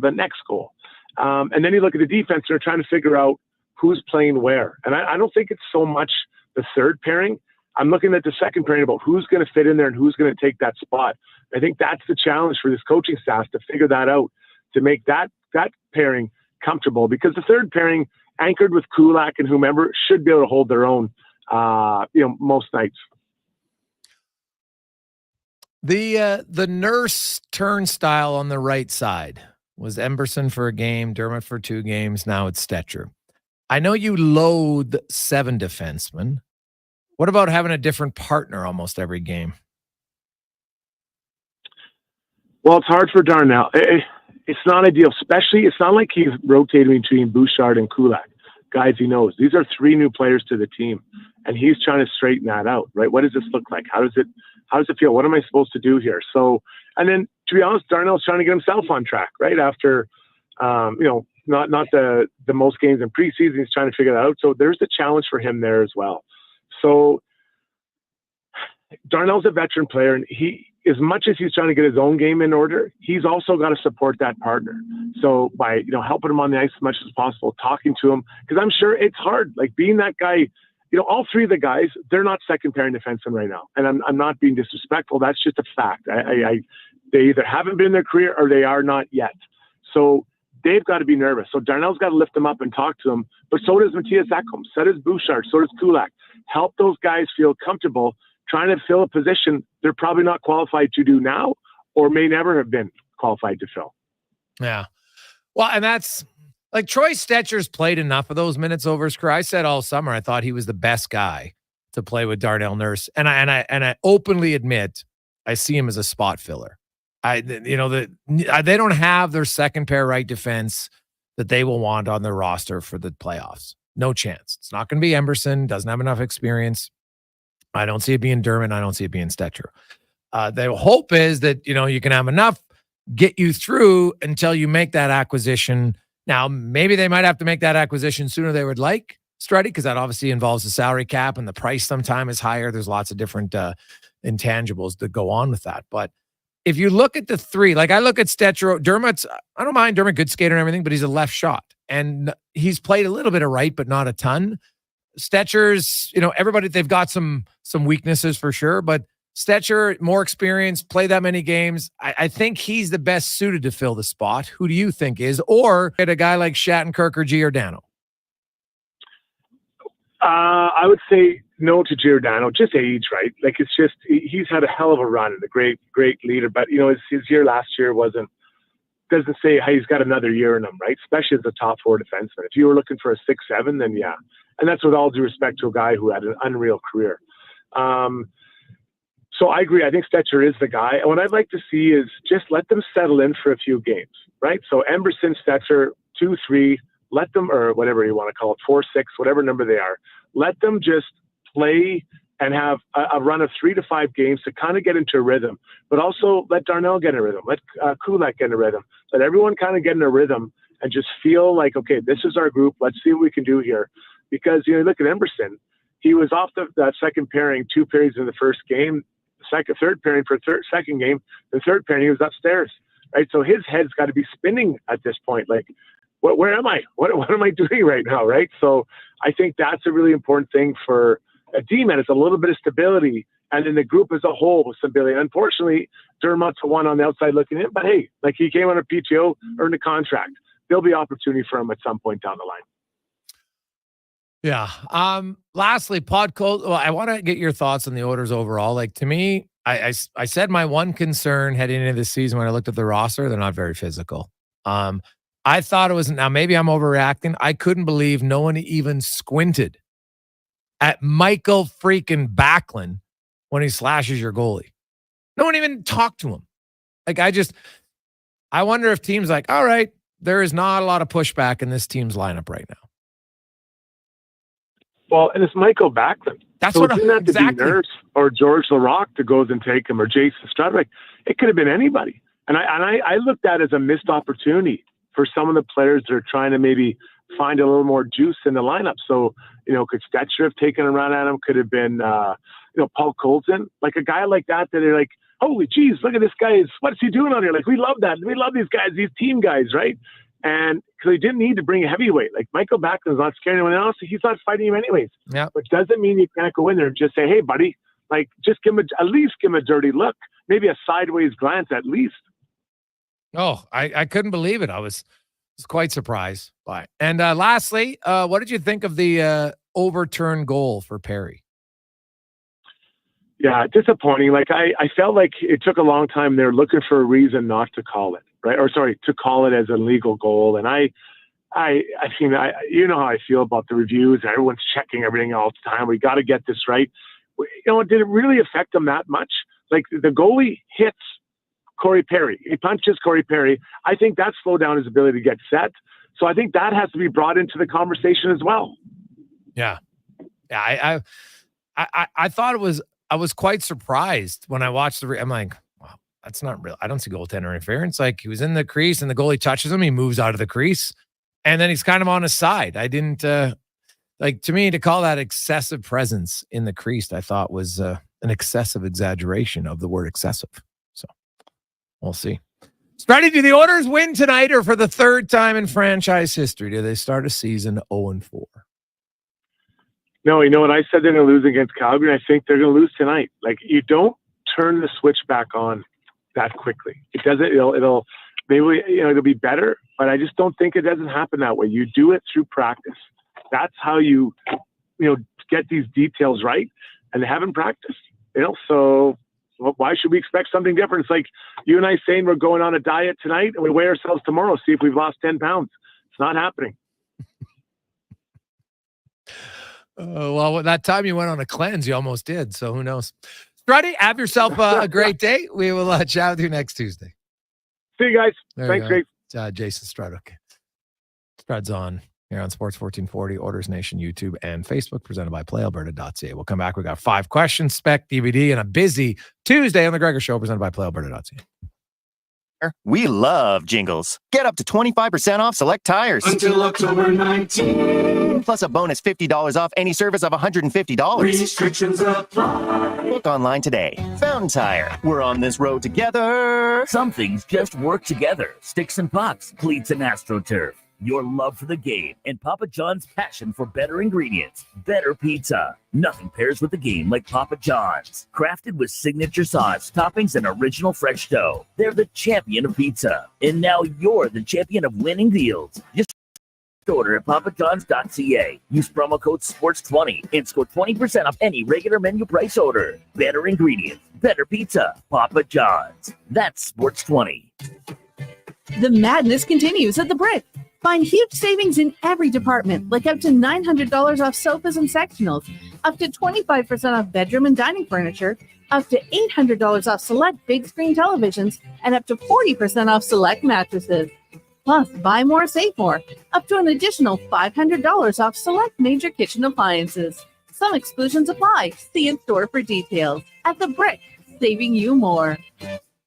We've finished construction of our gamma radiation containment facility. Is it up to code? Is it going to be safe? Sounds like a job for the men and women of Action Electrical.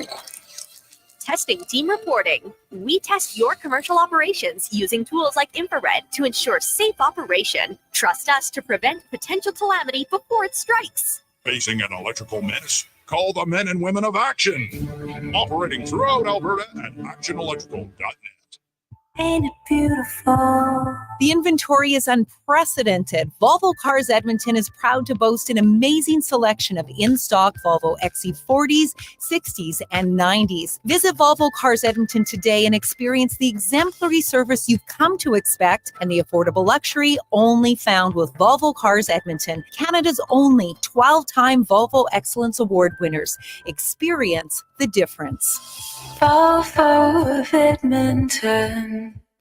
Carve out for a cause at the 6th annual Jason Gregor Pizza Takeout presented by Swift. Thursday, October 24th at the Canadian Ice House. Indulge in unlimited pizza while raising some dough for kids' sport. Vote for your favorite slice to crown the People's Choice Awards winners. Don't miss Edmonton's biggest pizza party with Gregor Broadcasting Live. Tickets are $60 or $200 for a group of 4. Adults only. Buy your tickets today. For more details, see jasongregorpizzapigout.com.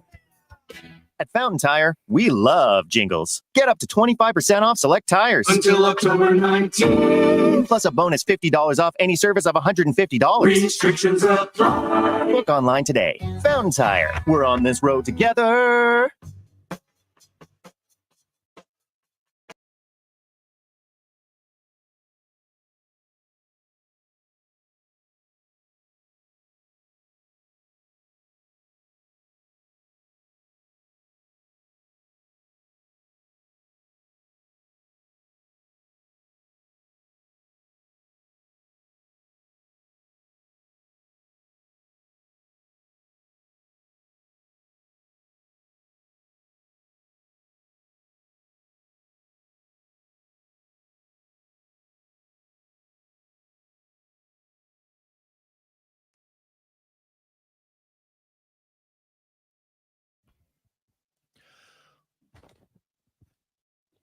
Welcome back. Jason Gregor, Connor Halley with you on Sports 1440, Orders Nation, YouTube, and Facebook. Hope you're having yourselves an awesome day.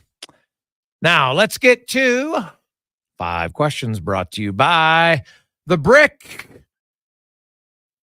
Right now, Midnight Madness continues at The Brick. We can get up to a 40% off select mattresses, saving up to additional $500 on select major kitchen appliances this week at The Brick and thebrick.com.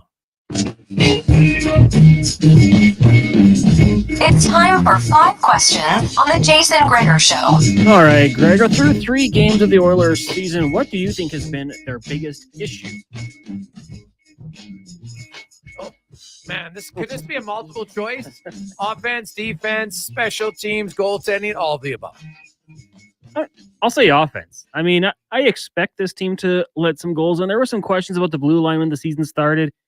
I did not expect them not to put up the points, which is kind of why I think we're seeing that top line get assembled. So I'm going to say the offense has been the biggest issue for me so far this season, which leads into question number 2. I'm going to be a little optimistic here. True or false?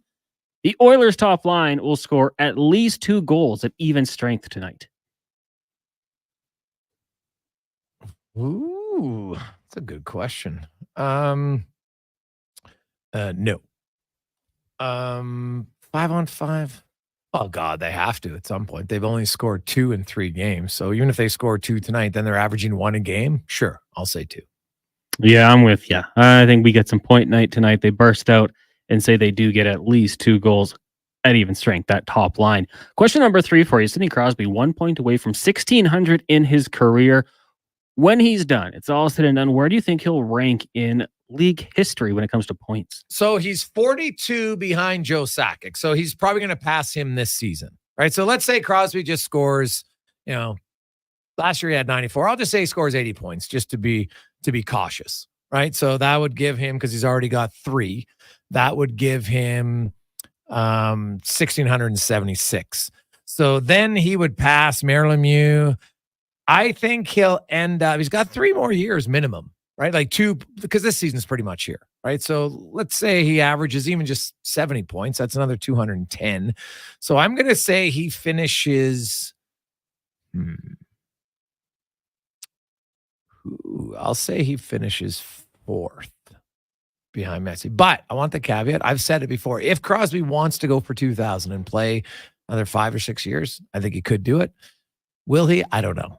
But I'm going to say he finishes actually 3rd. He'll pass Messi. Yeah, that's what I was going to say. The difference from Howe to Messier's 37 points. So I was going to have him top 3. Gretzky, Yager, Sidney Crosby when it's all said and done. In terms of points, at question number 4 for you. Yesterday was the 9th anniversary of the Jose Bautista bat flip. I think a lot of people had that as their profile picture on Facebook, Twitter, whatever it might have been for a long time. So when you think of the iconic sports photos, what comes to mind for you? Well, iconic ones, you probably have to go with the Bobby Orr in the air one. That's pretty iconic. I would also go with the Muhammad Ali when he's standing over. Oh God, was it Liston? Or no, sorry. Or Joe. So that's the one I'll go with.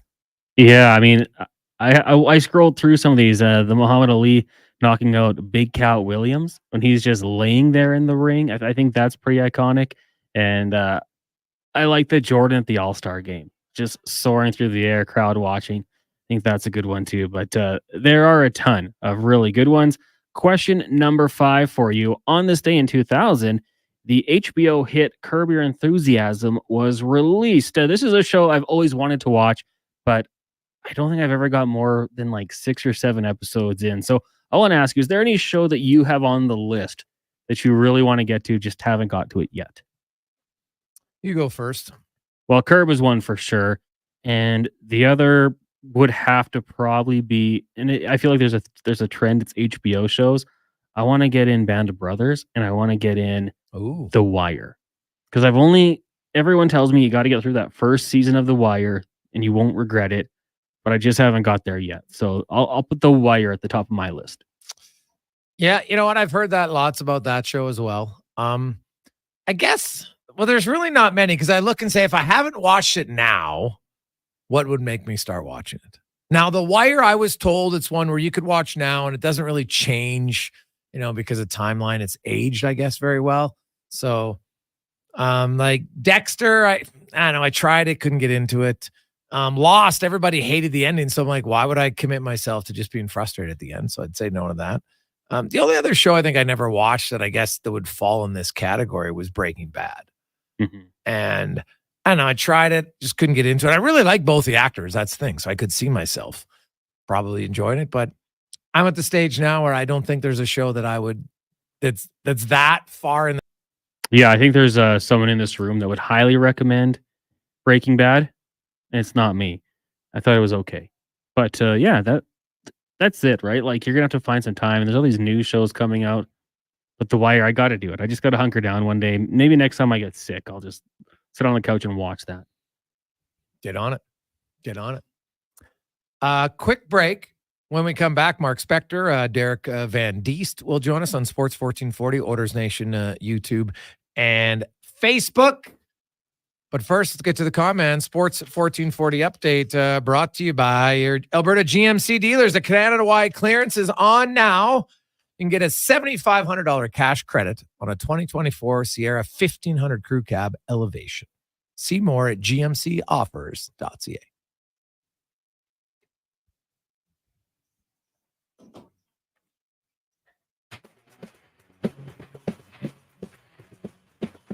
It's game day. The Edmonton Oilers back in action, trying to pick up their first win of the season, hosting the Philadelphia Flyers down at Rogers Place. Puck drop just after 8 o'clock. We've got pregame coverage for you, getting going at 6 with Andrew Walker and Donovan Paulson right here on Sports 1440. The boys will be back after the game to recap it as well. just about to get going out in Tampa. Lightning host the Canucks. Got the Golden Knights in Washington. Hurricanes host the Devils. Jackets up against the Panthers. The Wild are in St. Louis. Preds host the Kraken. Sharks taking on the Stars, and the Flames welcome the Chicago Blackhawks to the Saddle Dome. It's game 2 of the ALCS of the Yankees and Guardians. First pitch about 35 minutes away. Yankees lead that series 1-0. Some news from the NFL today. The New York Jets acquiring all-pro receiver Devontae Adams from the Raiders for a conditional third-round pick. Bills bringing in Amari Cooper from the Browns, along with a sixth-round pick. Going to Cleveland will be a 2025 third-rounder and a seventh-round pick in 2026.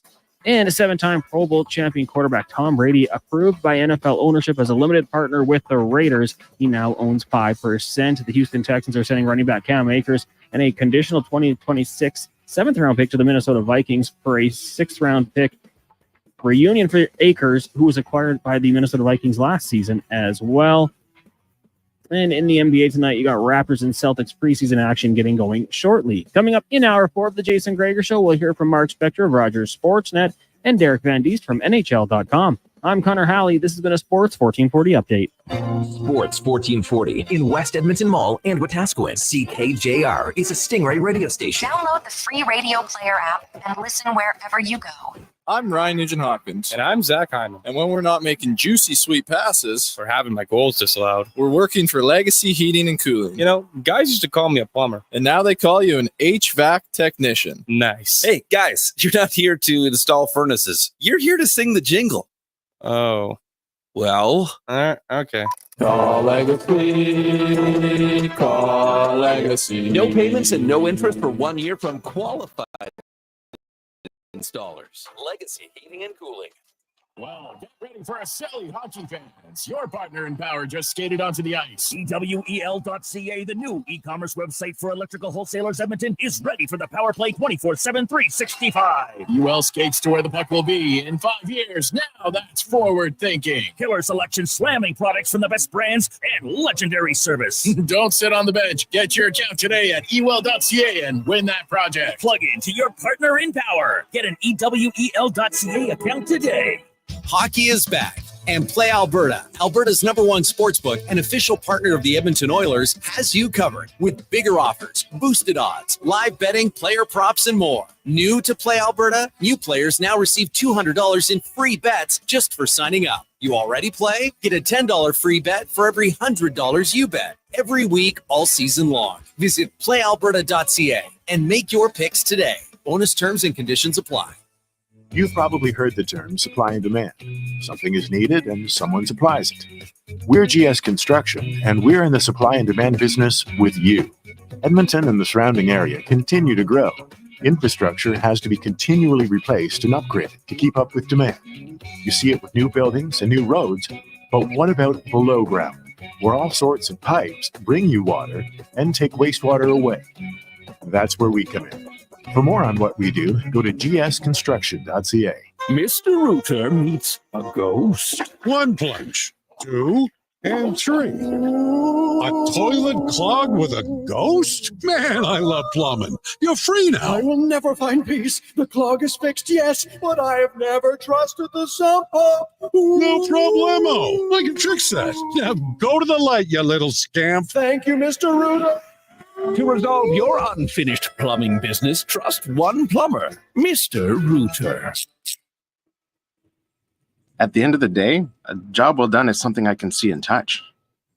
At the end of the day, I'm proud to see the things I'm building in my community. Just after I cash my paycheck without worrying about student debt, because I never had any. At the end of the day, I wouldn't trade a career in the trades for anything. Get more with a career in the trades. Explore careers at alberta.ca/trades. A message from the Government of Alberta. Hey there, it's your friends from Toyota. We see you eyeing that Tundra, already picturing yourself hauling so much firewood that your chainsaw's hiding behind the shed. It's time to stop dreaming about that new Toyota and start driving one. Lease a 2024 Tundra 4x4 double cab SR5 from $146 weekly for 64 months at 4.39% with $6,299 down. Visit shoptoyota.ca or your local Prairie Toyota dealer today.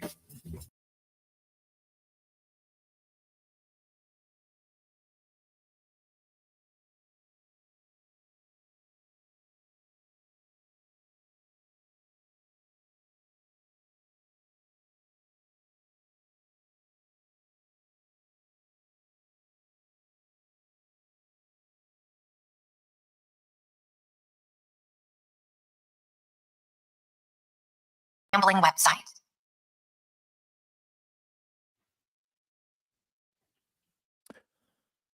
508. Welcome back. Sports 1440, Oilers Nation, YouTube and Facebook. So here we just got this. This is unreal. So we got 4 seats. So we're going to do 2 different things here. So we got 4 seats to tonight's game. Lower bowl, like seats 7, 8, 9, 10, lower bowl. They're unreal seats. And so Bob wanted to do something small for charity. So we'll do this. We'll just take 5 people at $100, and one of them's going to win all 4. Or I guess we could split and have 2 winners get a pair. I guess it'll be up to the first winner. Do you want all 4? Do you want to split to someone else? That'll be your choice. I guess it would increase your odds even better.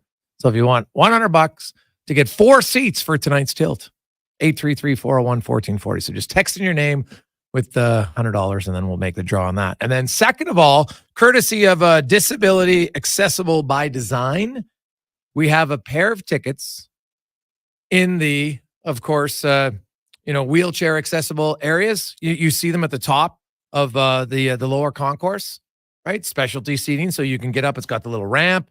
You go up there and you can sit.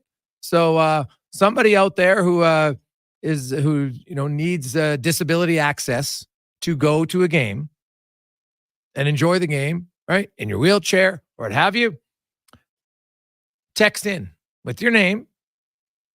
And I guess, how do we, nobody's going to be a jerk and pretend that they're, don't have a disability, I wouldn't think. So we'll go in the honor system here.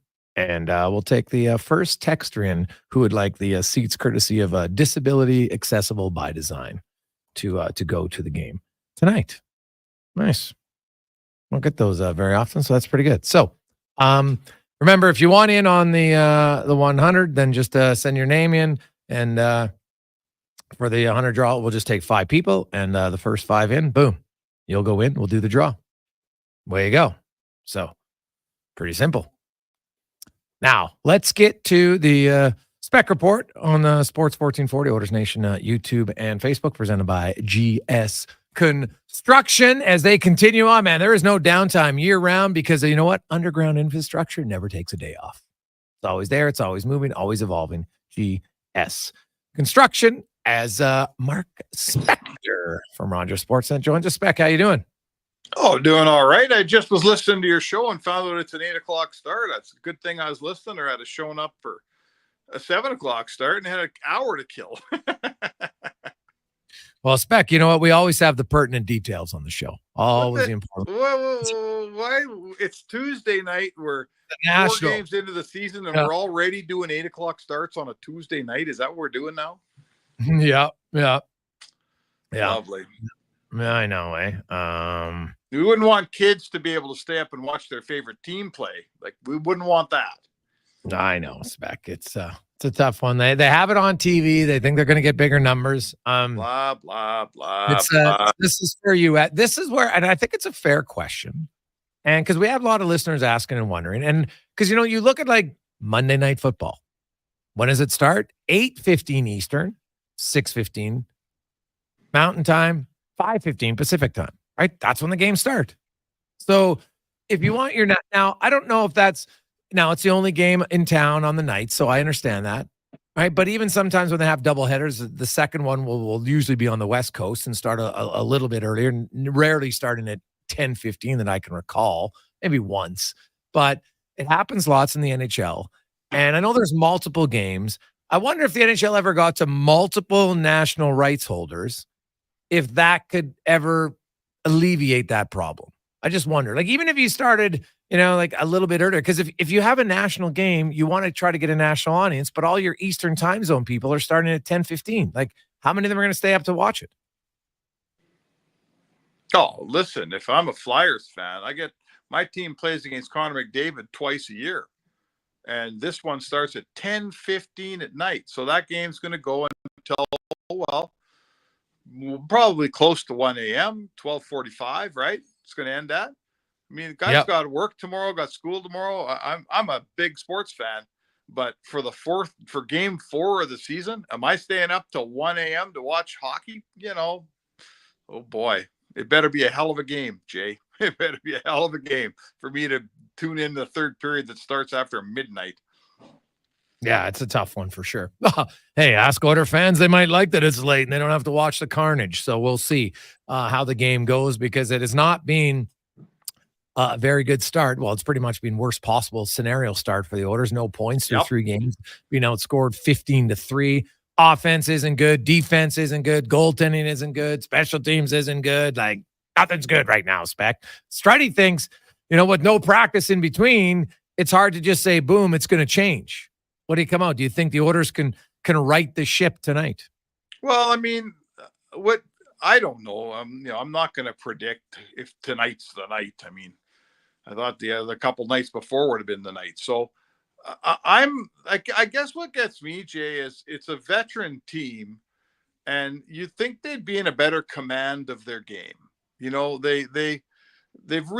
not, everything's bad about their game. No one's playing well. None of the special teams are any good. You're right. Goaltending has been no good. Like, what did we even have training camp for? Of all the teams I could think of, a veteran team that's had a lot of success should be a team that has some command of the level of its game. And for the second year in a row, this team is completely unable to control what's going out on the ice here. They say they are, they wish they could, they're working hard, they're trying, they're skating fast, but they got no control over what kind of game they're laying down. And I could see that if this was San Jose or somebody like that, but it's amazing to me that this veteran team that's been through what it's been through shows up, and it's a total wild card what their game's going to be to start the season. I don't get it. Yeah, it's fair, right? Like, I look at a lot of this, and it kind of seems like it's a little bit of imposed by themselves in how they handled things. Well, how they handle things, like what, in the preseason? Well, yeah, everything, like line combinations, everything. And you know what? Hey, everyone's like, there's 4 games. And now there's not a lot of practice time in the regular season, but there was lots of time to practice certain things you wanted in the preseason. Just practice them. What are you waiting for? Oh, they had 8 games, right? We all complain about preseason's too long and it's too many games. I'll tell you what, that's one thing that, like, hindsight's 2020, and here's what we've learned for sure is the Oilers absolutely screwed up their preseason. They didn't get anything done in that preseason. I get the Nurse thing because he was hurt. You can't control that. But they did not. Their power play was never any good during the preseason. It isn't any good now, right? The Draisaitl, Arvidsson, Skinner line didn't get enough time together in the preseason. It started the season. It was no good. Certain players are not that ready to play. Like, I don't know what's going on with fitness testing. We give them the benefit of the doubt. Everybody's fit now, you would think.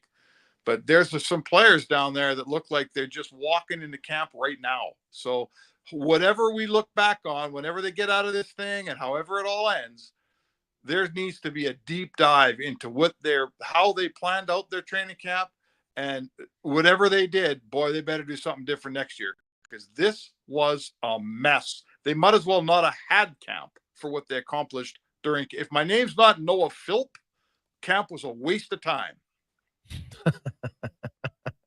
Mark Spector joins us. Spec, what do you make of Knobloch loading up the top line? Listen, it's a good idea. This team needs to find its identity, and its identity is offensive pressure and scoring goals. Let's face it. I'm the first guy to say they needed to learn how to win a game 2-1 and 3-1 to get anywhere, and they learned that and they accomplished that. But right now, with this team is sorely lacking is a 5-goal night. Right, this team they're not getting enough chances. They're not getting the lead. They're playing from behind every night.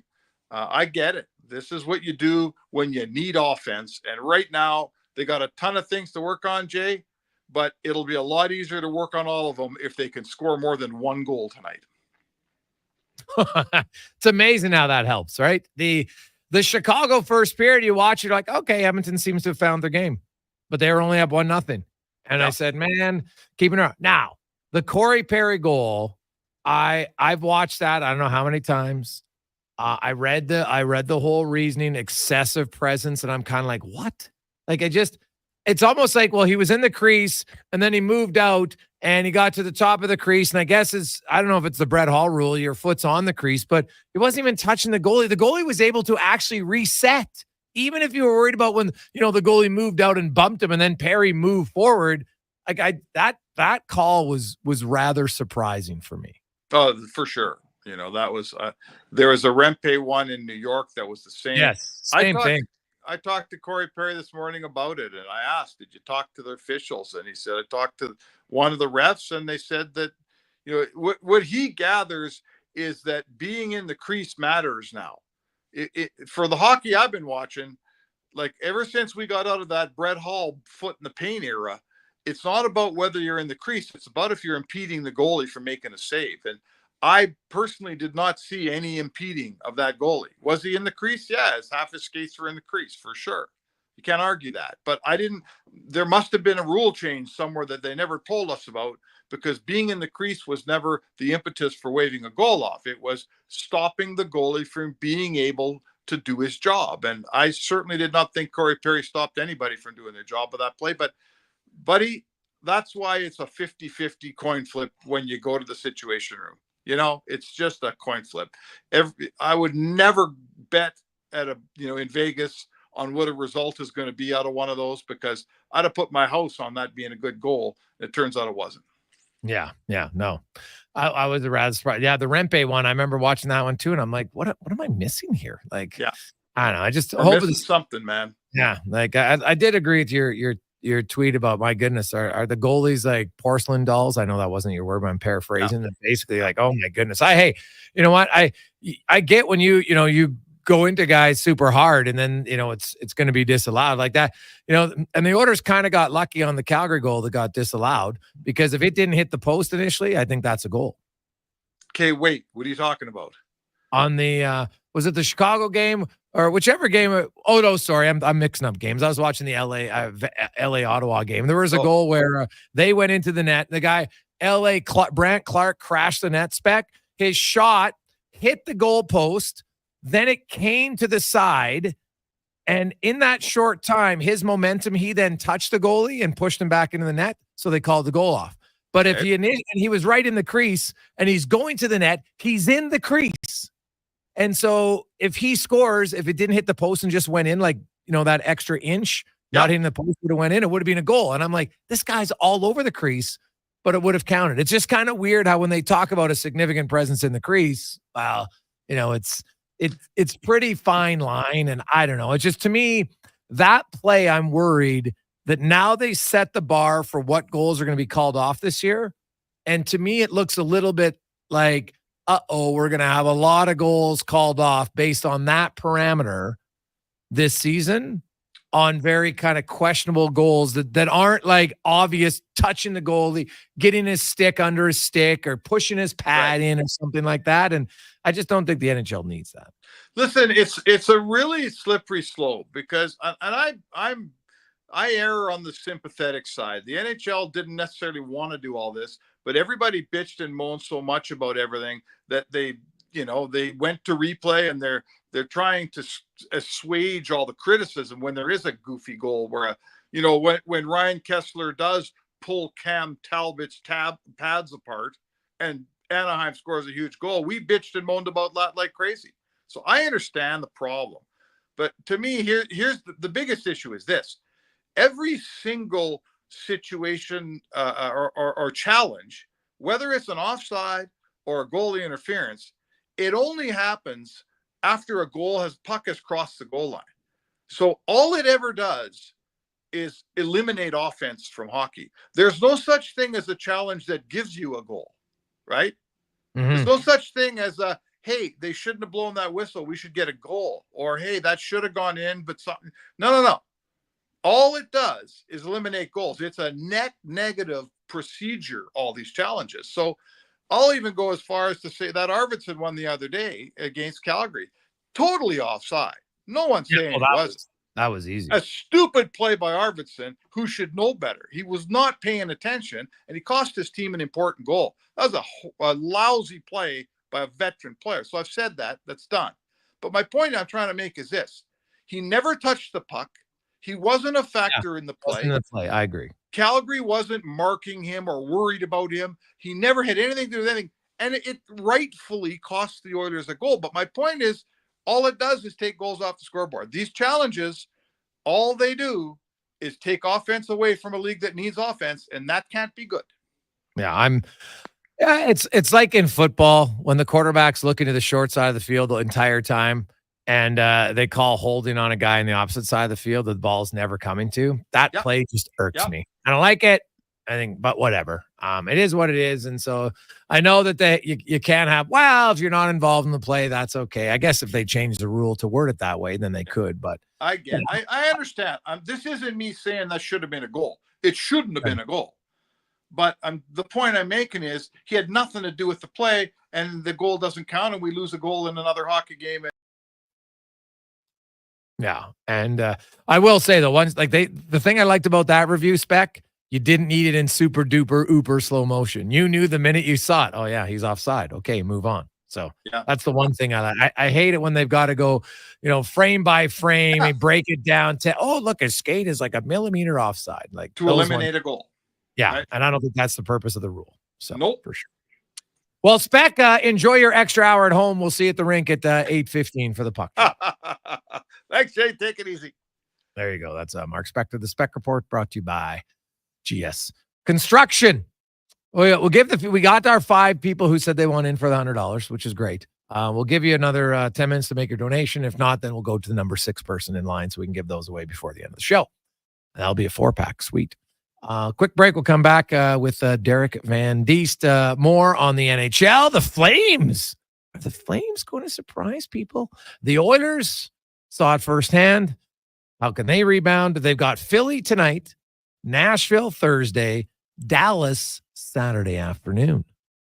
Oilers looking for, I would hope, you got to think they want to get 2 wins this week. See how it goes. Next on the Jason Gregor Show, presented by PlayAlberta.ca, Alberta's only regulated online gambling website, where $65 million for Lotto Max tonight. Get your tickets.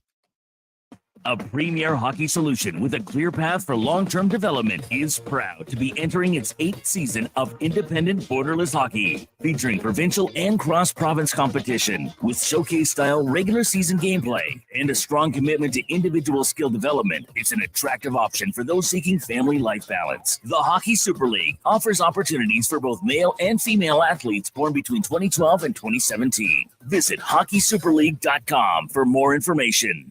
Edmonton's premium live music and party venue is On the Rocks. Check out Bingo Tunes on Monday. Perform on the best stage in town with karaoke on Wednesdays. Learn how to salsa with Salsa Rocks on Thursdays. And every weekend, OTR goes live. With your favorite bands on the OTR stage and DJ Kenny K. For everything that's going on at On the Rocks, give us a follow. Facebook, Instagram, or Twitter. At On the Rocks, EDM. Eat well, party hard. On the Rocks. On the Rocks. On the Rocks. Open every day till 2 a.m. The madness continues at the Brick. Find huge savings in every department, like up to $900 off sofas and sectionals, up to 25% off bedroom and dining furniture, up to $800 off select big screen televisions, and up to 40% off select mattresses. Plus, buy more, save more, up to an additional $500 off select major kitchen appliances. Some exclusions apply. See in store for details. At the Brick, saving you more. Ain't it beautiful? There's electricity in the air. Carrie Dahl here for Volvo of Edmonton, where the Volvo XC40 and C40 fully electric vehicle is now in stock, along with a great selection of Volvo T8 hybrid models. Experience the trusted Volvo quality and technology to power into tomorrow at Volvo Cars Edmonton, Canada's only 12-time Volvo Excellence Award winners. Experience the difference. Volvo of Edmonton. I couldn't ignore it. Everyone kept saying, "You look so tired." Are you getting enough sleep, dear? Hon, you look like you need some rest. But I'm not tired. I guess I just look that way. But you don't have to. I'm Dr. Vance Elliott, and I provide skin-refreshing treatments designed to give you a fresh and natural appearance. Don't worry, we won't drastically change how you look, but we will help you look as energetic as you feel. Book your consultation today at drvanceelliott.com. In a world where every day is a battle against time, elements, and gravity, one ally has stood strong for over 50 years. Titan Supply. In the harshest conditions, against relentless deadlines and overwhelming tasks, they equip you and help keep you working safely. Lifting, digging, or hauling. Gear up for the everyday battle with Titan Supply. Still standing strong in Edmonton, Grand Prairie, Red Deer, and Calgary. Or online at titansupply.ca. Lift, dig, haul. Before every big interview, every big presentation, every big moment, I've always looked in the mirror and put on my game face. But lately, my eyes look tired, my brow looks old, and I'm starting to think it's game over. Stop thinking and start seeing me, Dr. Vance Elliott, for skin refreshing treatments designed to give you a fresh and natural appearance. He didn't make me look weird. No, he gave me back my game face. Book your consultation today at drvanceelliott.com. I'm Gene Principe for Legacy Heating and Cooling. If you need a furnace this Halloween, it'd be a grave mistake not to Call Legacy. Call Legacy. need repair, revampire your furnace. Just Call Legacy. Call Legacy. Legacy has a skeleton of furnaces in stock. Call Legacy. Call Legacy. Plus, no interest and no prints of payments for 1 year when you buy with Legacy.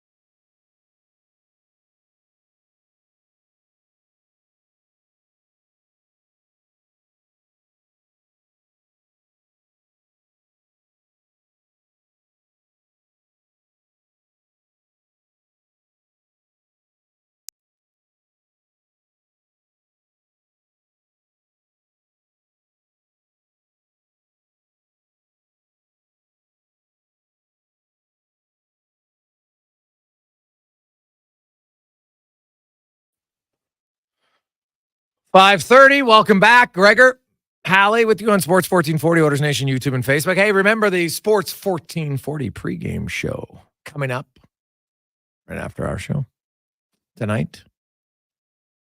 The fellas are going to, they got a lot of talking, but he fired up some fun little contests and more for the Oilers Sports 1440 pregame show tonight. Andrew and Donovan. Should be good times. Good times. Now, we'll get to, we're just waiting on one final donation, and then we'll get it through to the draw for those tickets. Congratulations are going to go to Jasmine and Vance, who got the tickets courtesy of Disability Accessible by Design. And they're going to go to the game.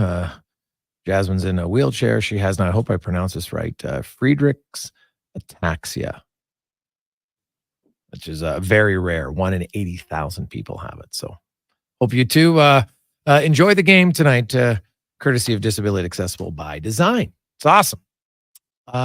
Let's talk a little bit more about the Oilers, but also the Flames in the NHL. Vegas 3-0. The Flames are 3-0. The Oilers are 0-3. It's early, very early. Canucks also not off to the start that they wanted either.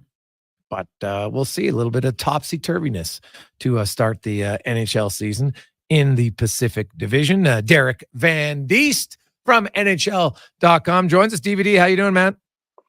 Good. How are you doing today? Ooh, I'm all right. It's, you know what? The Canucks, they're 0-2. They do have 2 points. They haven't won a game, but they've lost both in overtime/shootouts. The Oilers are 0-3. They've only scored 3 goals. They're minus 12 already through 3 games. Not a great number. It'll take a while to get that out of the red, I would think, for them. But the Calgary Flames, they're +7. They're 3-0. What do you make of the Flames, DVD? Is this an early season, little bit of a run, or are they maybe going to be better than some think? Well, I think they're probably going to be better than some think. I talked to Jonathan Huberdeau before the season started when the Flames came to town for that preseason game, and obviously there's a lot of pressure on Huberdeau. He signed a big contract in Calgary of 115 point season, and then he went to 55 points, and he went to 52 points. I think it was the biggest drop, Jason, of a player from one season to the next to go to 115 to 55. Yeah. And he just hasn't been able to get it going in Calgary, hasn't been able to find any traction. But he was really positive of going into this season. He thought, hey, you know what? It's been a tough couple of years here for me, but I can be that guy again that I was in Florida. And I don't think Calgary needs him to be the 115 point guy. I think they wanted him to be the 85, 95 point guy. And they got a 55 point guy. So I think Huberdeau talked about how he was feeling going into the season. He felt really good. He felt really strong. And right now, he's off to a good start. He's got 5 points, got 3 goals and 2 assists in the first 3 games. And I think everything kind of goes from there. Rasmus Anderson's having a good start to the season. And I think the Flames are playing with a little bit of a chip on their shoulder. No, everyone's counted them out. Everyone says these guys aren't going anywhere. They don't have any goaltending. They don't have any defense.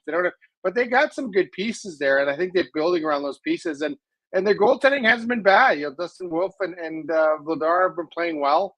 And I think Calgary's going to surprise some teams, and kind of like they surprised the Oilers. They got to hang around. If they hang around and then get a shot, then that's kind of how they have to be successful. And we saw that. They probably should have been out of that game in the first 2 periods had the Oilers been able to finish a little better, had they not had that maybe controversial goaltender interference call. But the Flames hung around, and good on them. They were playing up the second game as well of back-to-back nights, and they came out and they were the better team in the third period. So I think they're going to play with a little chip on the shoulder. Huberdeau's going to have a much better season than he did in the past, and I think the Flames will want to take advantage of the fact that I believe a lot of teams will underestimate them this season. Now, whether they're in a playoff caliber, I don't know, but if they're in the fight come March, early April, I think that'll be good for them. Yeah, that would be kind of ideal situation for them. Although some would argue that they don't want to be there. If you're kind of in a rebuild, then you'd rather rebuild. But we'll see how it goes. They didn't have a great effort against Chicago. Really, never. They weren't out of the game, but they're never really in the game either. If you know what I mean.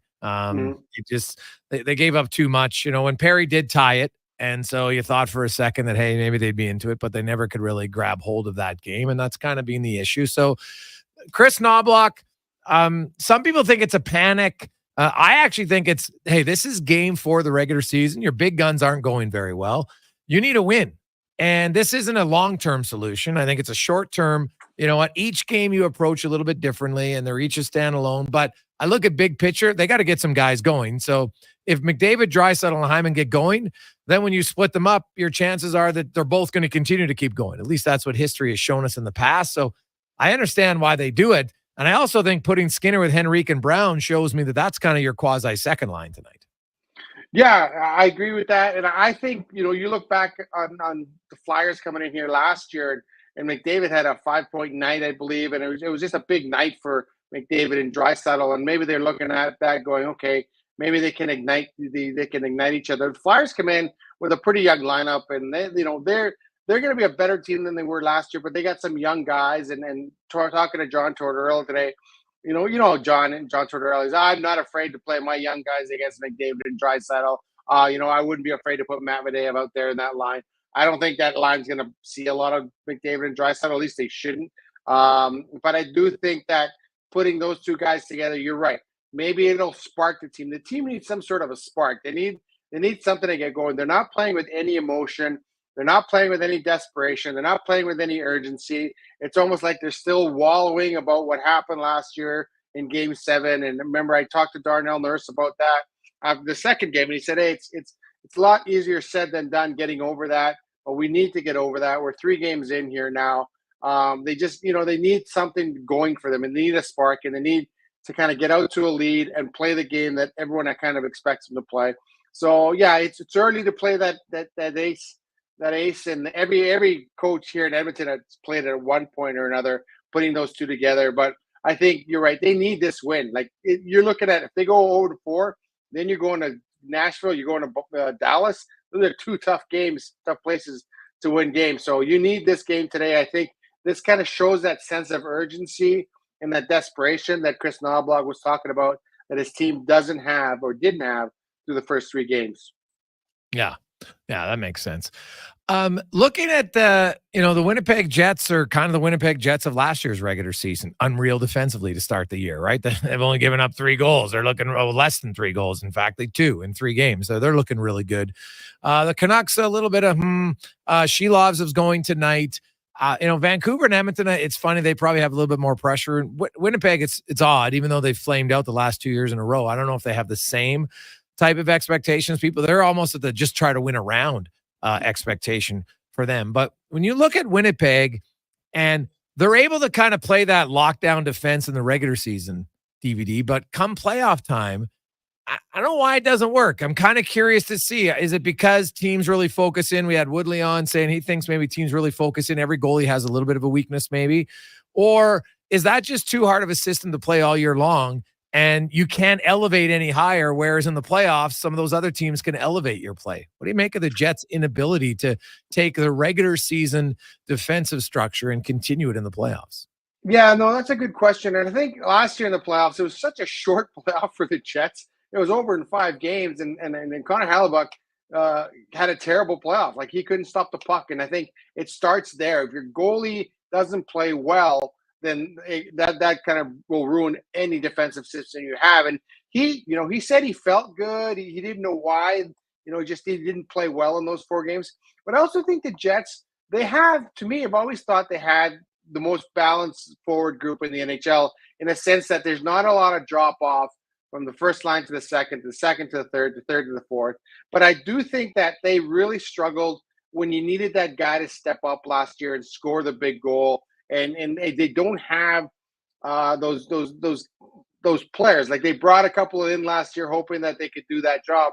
But I think Scheifele's off to a great start this year. I think they have guys, Kyle Connor. They have some of those guys that can be game changers, but they just didn't show up last year, and Connor got away from them so quickly that before you knew it, it was over in 5 games. I think this team does have the ability to kind of shut down, play good defensive hockey, stick around, and they have enough depth, I think, that can kind of score by committee. They don't have a guy that's going to get you 85, 90 points a year, but they have a lot of guys that'll get you 50, 45, 50, 60 points. So I think that's the thing with them, is that everything is by committee there. And sometimes just everyone goes cold at the same time. And I think last year that was a situation, but it starts and ends with Connor Halley for me. If he's playing great, then obviously the Jets are playing great. I think they have a very good team. Will they get to first overall in the standings this year? I'm not sure. But I think if they get into the playoffs, they'll be a bit more a playoff savvy team. And I think they'll be more ready than they were last year. Because last year, I think Colorado just took them by surprise and bulldozed them. Yeah. Well, speaking of Colorado, man, they got some goalie issues. They went and got Kakinen on waivers. Although Bednar was very quick to say, hey, I'm fine with my goalie. But, man, their depth in Colorado is taking a beating. Nichushkin's out. Lekkonen's out. Drouin's out. They're still waiting on Landeskog, but he's been out 2 years, so I don't even know if it's fair to continue to include him. But they did include him because they thought he might be ready, so they didn't use his money. And, man, you look at their depth after their big guys, it's a real problem in Colorado. Oh, it is. It is. You look at, you got McKinnon, McCarr, Rantanen, and then you drop the Casey Middlestat, and then there's not much behind that. And you're right. There's a big depth problem there. And if those McKinnon and McCarr aren't getting things done on a nightly basis, if you can somehow shut those guys down, which is not an easy thing to do, they're world-class players. But if you shut those guys down, they don't have much behind them. And I think, that's an issue right now, and that's something that they're going to have to resolve, is that you talk about the Jets with all their depth. Colorado doesn't have any depth or very little depth. And I think when you go with 82 games and you're counting on those guys to get you 100, 120 points, counting on McCarr to get you up to over 90 points, that's tough on those guys, regardless of how talented they are, how good they are. And you're right. And right now they're having injury concerns. I don't know if Landeskog will ever come back, to be honest. Like, it's been such a long time, and and what kind of player is going to be when he comes back? He's been gone for almost 2 seasons now. What are you going to get when he does come back? It's just been such a bad injury situation with him. So yeah, right now Colorado is a team that obviously they won the cup, and then they once you win the cup, then those pieces start leaving on you, and they weren't able to replace some of those guys. They weren't able to replace Kadri. They weren't able to replace some of those big important supplementary pieces, I guess you say, on that roster, and then you're just left with your superstars. And I think that's an issue right now in Colorado, is that they got to find some depth, and they're trying to get it. They need it in goal as well. They need it on the back end. But yeah, you look past those three top guys. Yeah, there's not much there. DVD, we'll see you at the rink tonight. Enjoy the game. Sounds good. Should be fun. Thanks for having me on. It's Derek Van Diest from NHL.com. Oilers, Flyers tonight. Of course, we got the pregame show coming up at 6 o'clock, an extended 2-hour edition. So lots of wall-to-wall coverage as the Oilers get set to take on the Flyers. We'll do our draw. We're just waiting on one more, but I think we're in. We'll do the draw for the tickets. 4 tickets to tonight's game. Nice. That and more when we wrap up the Gregor Show presented by PlayAlberta.ca.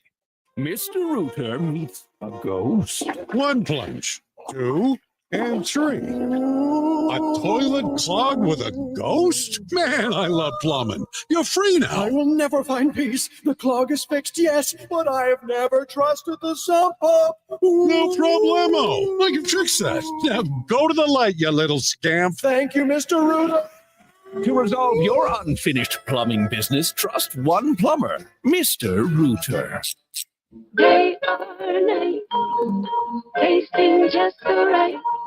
You can order Oodle Noodle at oodlenoodle.ca, delivering you the news almost right away. Remember, you can order Oodle Noodle at oodlenoodle.ca. So stay on your couch all day and order oodlenoodle.ca. Oodle Noodle. Edmonton's premium live music and party venue is On the Rocks. Check out Bingo Tunes on Monday. Perform on the best stage in town with karaoke on Wednesdays. Learn how to salsa with Salsa Rocks on Thursdays. And every weekend, OTR goes live. With your favorite bands on the OTR stage and DJ Kenny K. For everything that's going on at On the Rocks, give us a follow. Facebook, Instagram, or Twitter. At On the Rocks, EDM. Eat well, party hard. On the Rocks. On the Rocks. On the Rocks. Open every day till 2 a.m. The madness continues at the Brick. Find huge savings in every department, like up to $900 off sofas and sectionals, up to 25% off bedroom and dining furniture, up to $800 off select big screen televisions, and up to 40% off select mattresses. Plus, buy more, save more, up to an additional $500 off select major kitchen appliances. Some exclusions apply. See in store for details. At the Brick, saving you more. Bringing every project to life requires the right team. By joining the Japa Machinery Group service or sales teams, you can be part of setting a new industry standard. Celebrating a legacy of excellence with Japa. Learn more at japamachinery.com. Big news that'll fit your fencing needs and more to a T. Metal Supermarkets now carries 6-foot steel T-posts, studded or drilled. Perfect for snow fencing, ag fencing, garden fencing, all kinds of fencing. En garde, monsieur. Except that kind of fencing. Oh, then I bid you adieu. Plus, steel T-posts provide solid support for tree transplants. For details, see the convenience stores for Southside, West End, metalsupermarkets.com. Celebrate one of the greatest bands in rock history in the storytelling concert, Creedence Clearwater Remember. The hit songs and fascinating tale of the legendary group is brought to life on stage. It's Woodstock, Vietnam, hippies, protesters, and the unmistakable CCR sound. Creedence Clearwater Remember, a true rock and roll story, this Friday at Edmonton's Jubilee Auditorium. Tickets at Ticketmaster.ca, presented by GNR Entertainment. I'm Rick Showers from No Bull RV, and I want to talk to you about your roof. Actually, I'm talking about the roof on your house. If your roof were to spring a leak, how soon would you want to fix it? Pretty much the instant you discover it, Rick. That's right, Bob. The damage it can do to your home is measured in minutes, not weeks. But if you have a leak in your RV while it's stored away for the winter, this can lead to catastrophic problems because you wouldn't even know what's happened until spring with months of damage already done. manufacturers recommend a roof assessment at least every year. Right again, Bob. That's why Noble RV offers free roof assessments every fall. We'll climb up there and check the condition of your RV's roof and give you a detailed report in writing. That way, you'll know if your RV is ready for another harsh northern Alberta winter. It's a free service we provide, and it could save you thousands in repair costs down the road. And that's Noble. NobleRV.com.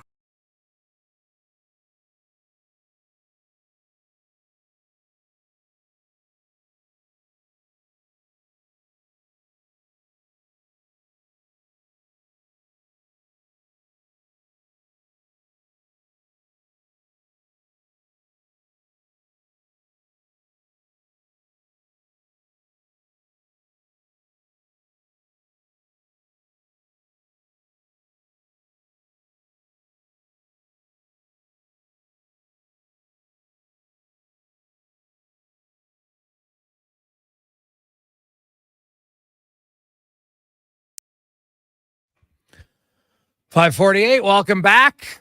So we got our confirmation. Dylan's just going to send his in, and then we've got Andrew and Daryl and Kevin and Lane are the other gents in. So once we get the other confirmation one that comes through, we'll be ready to roll here in a few minutes, and we'll do the draw.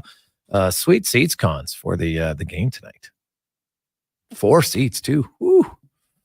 Nice. Now, I guess the first person they win, if they only want 2, then we could do another draw, but that'll be up to them. So we didn't make that as it wasn't a must. It was just an option.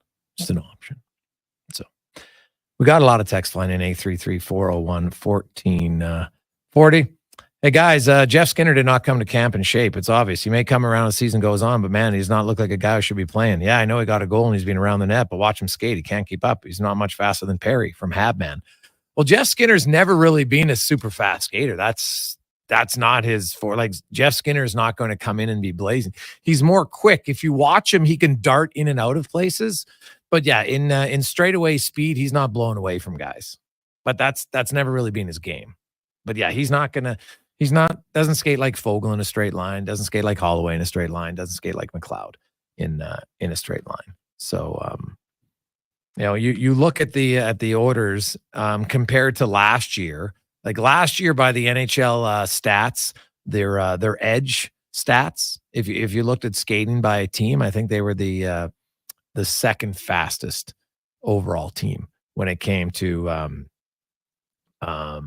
like bursts of 20 miles an hour, etc.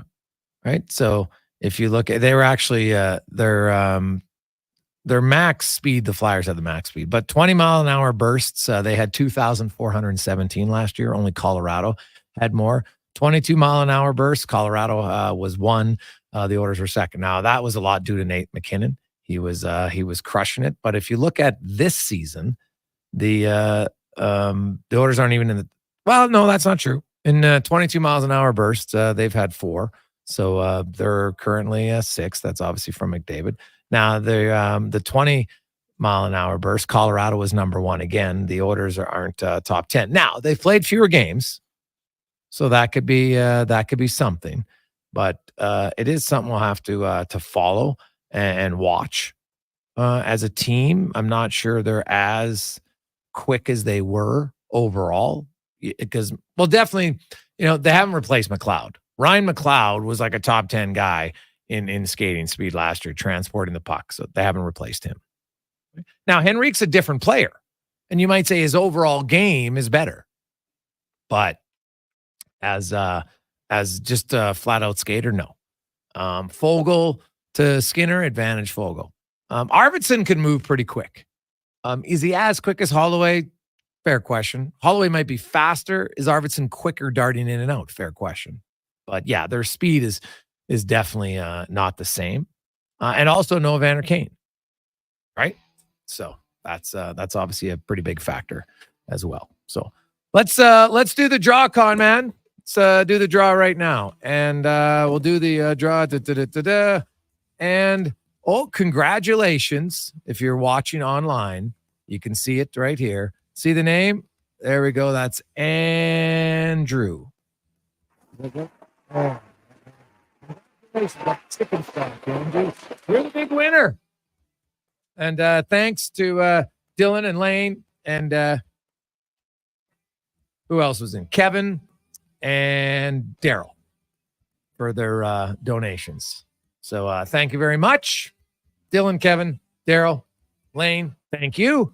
And you're lucky. Well, we'll find out. We'll get you off air if Andrew only wants to use 2. We'll find out.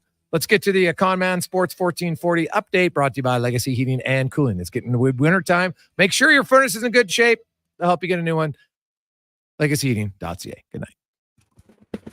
This is a Sports 1440 update. It's game day. The Edmonton Oilers taking on the Flyers, looking to pick up win number 1 on the season. Of course, we've got the pregame show coming up next. Andrew Walker, Donovan Paulson right here on Sports 1440. Coverage beginning at 6 o'clock. The following games are at the first intermission.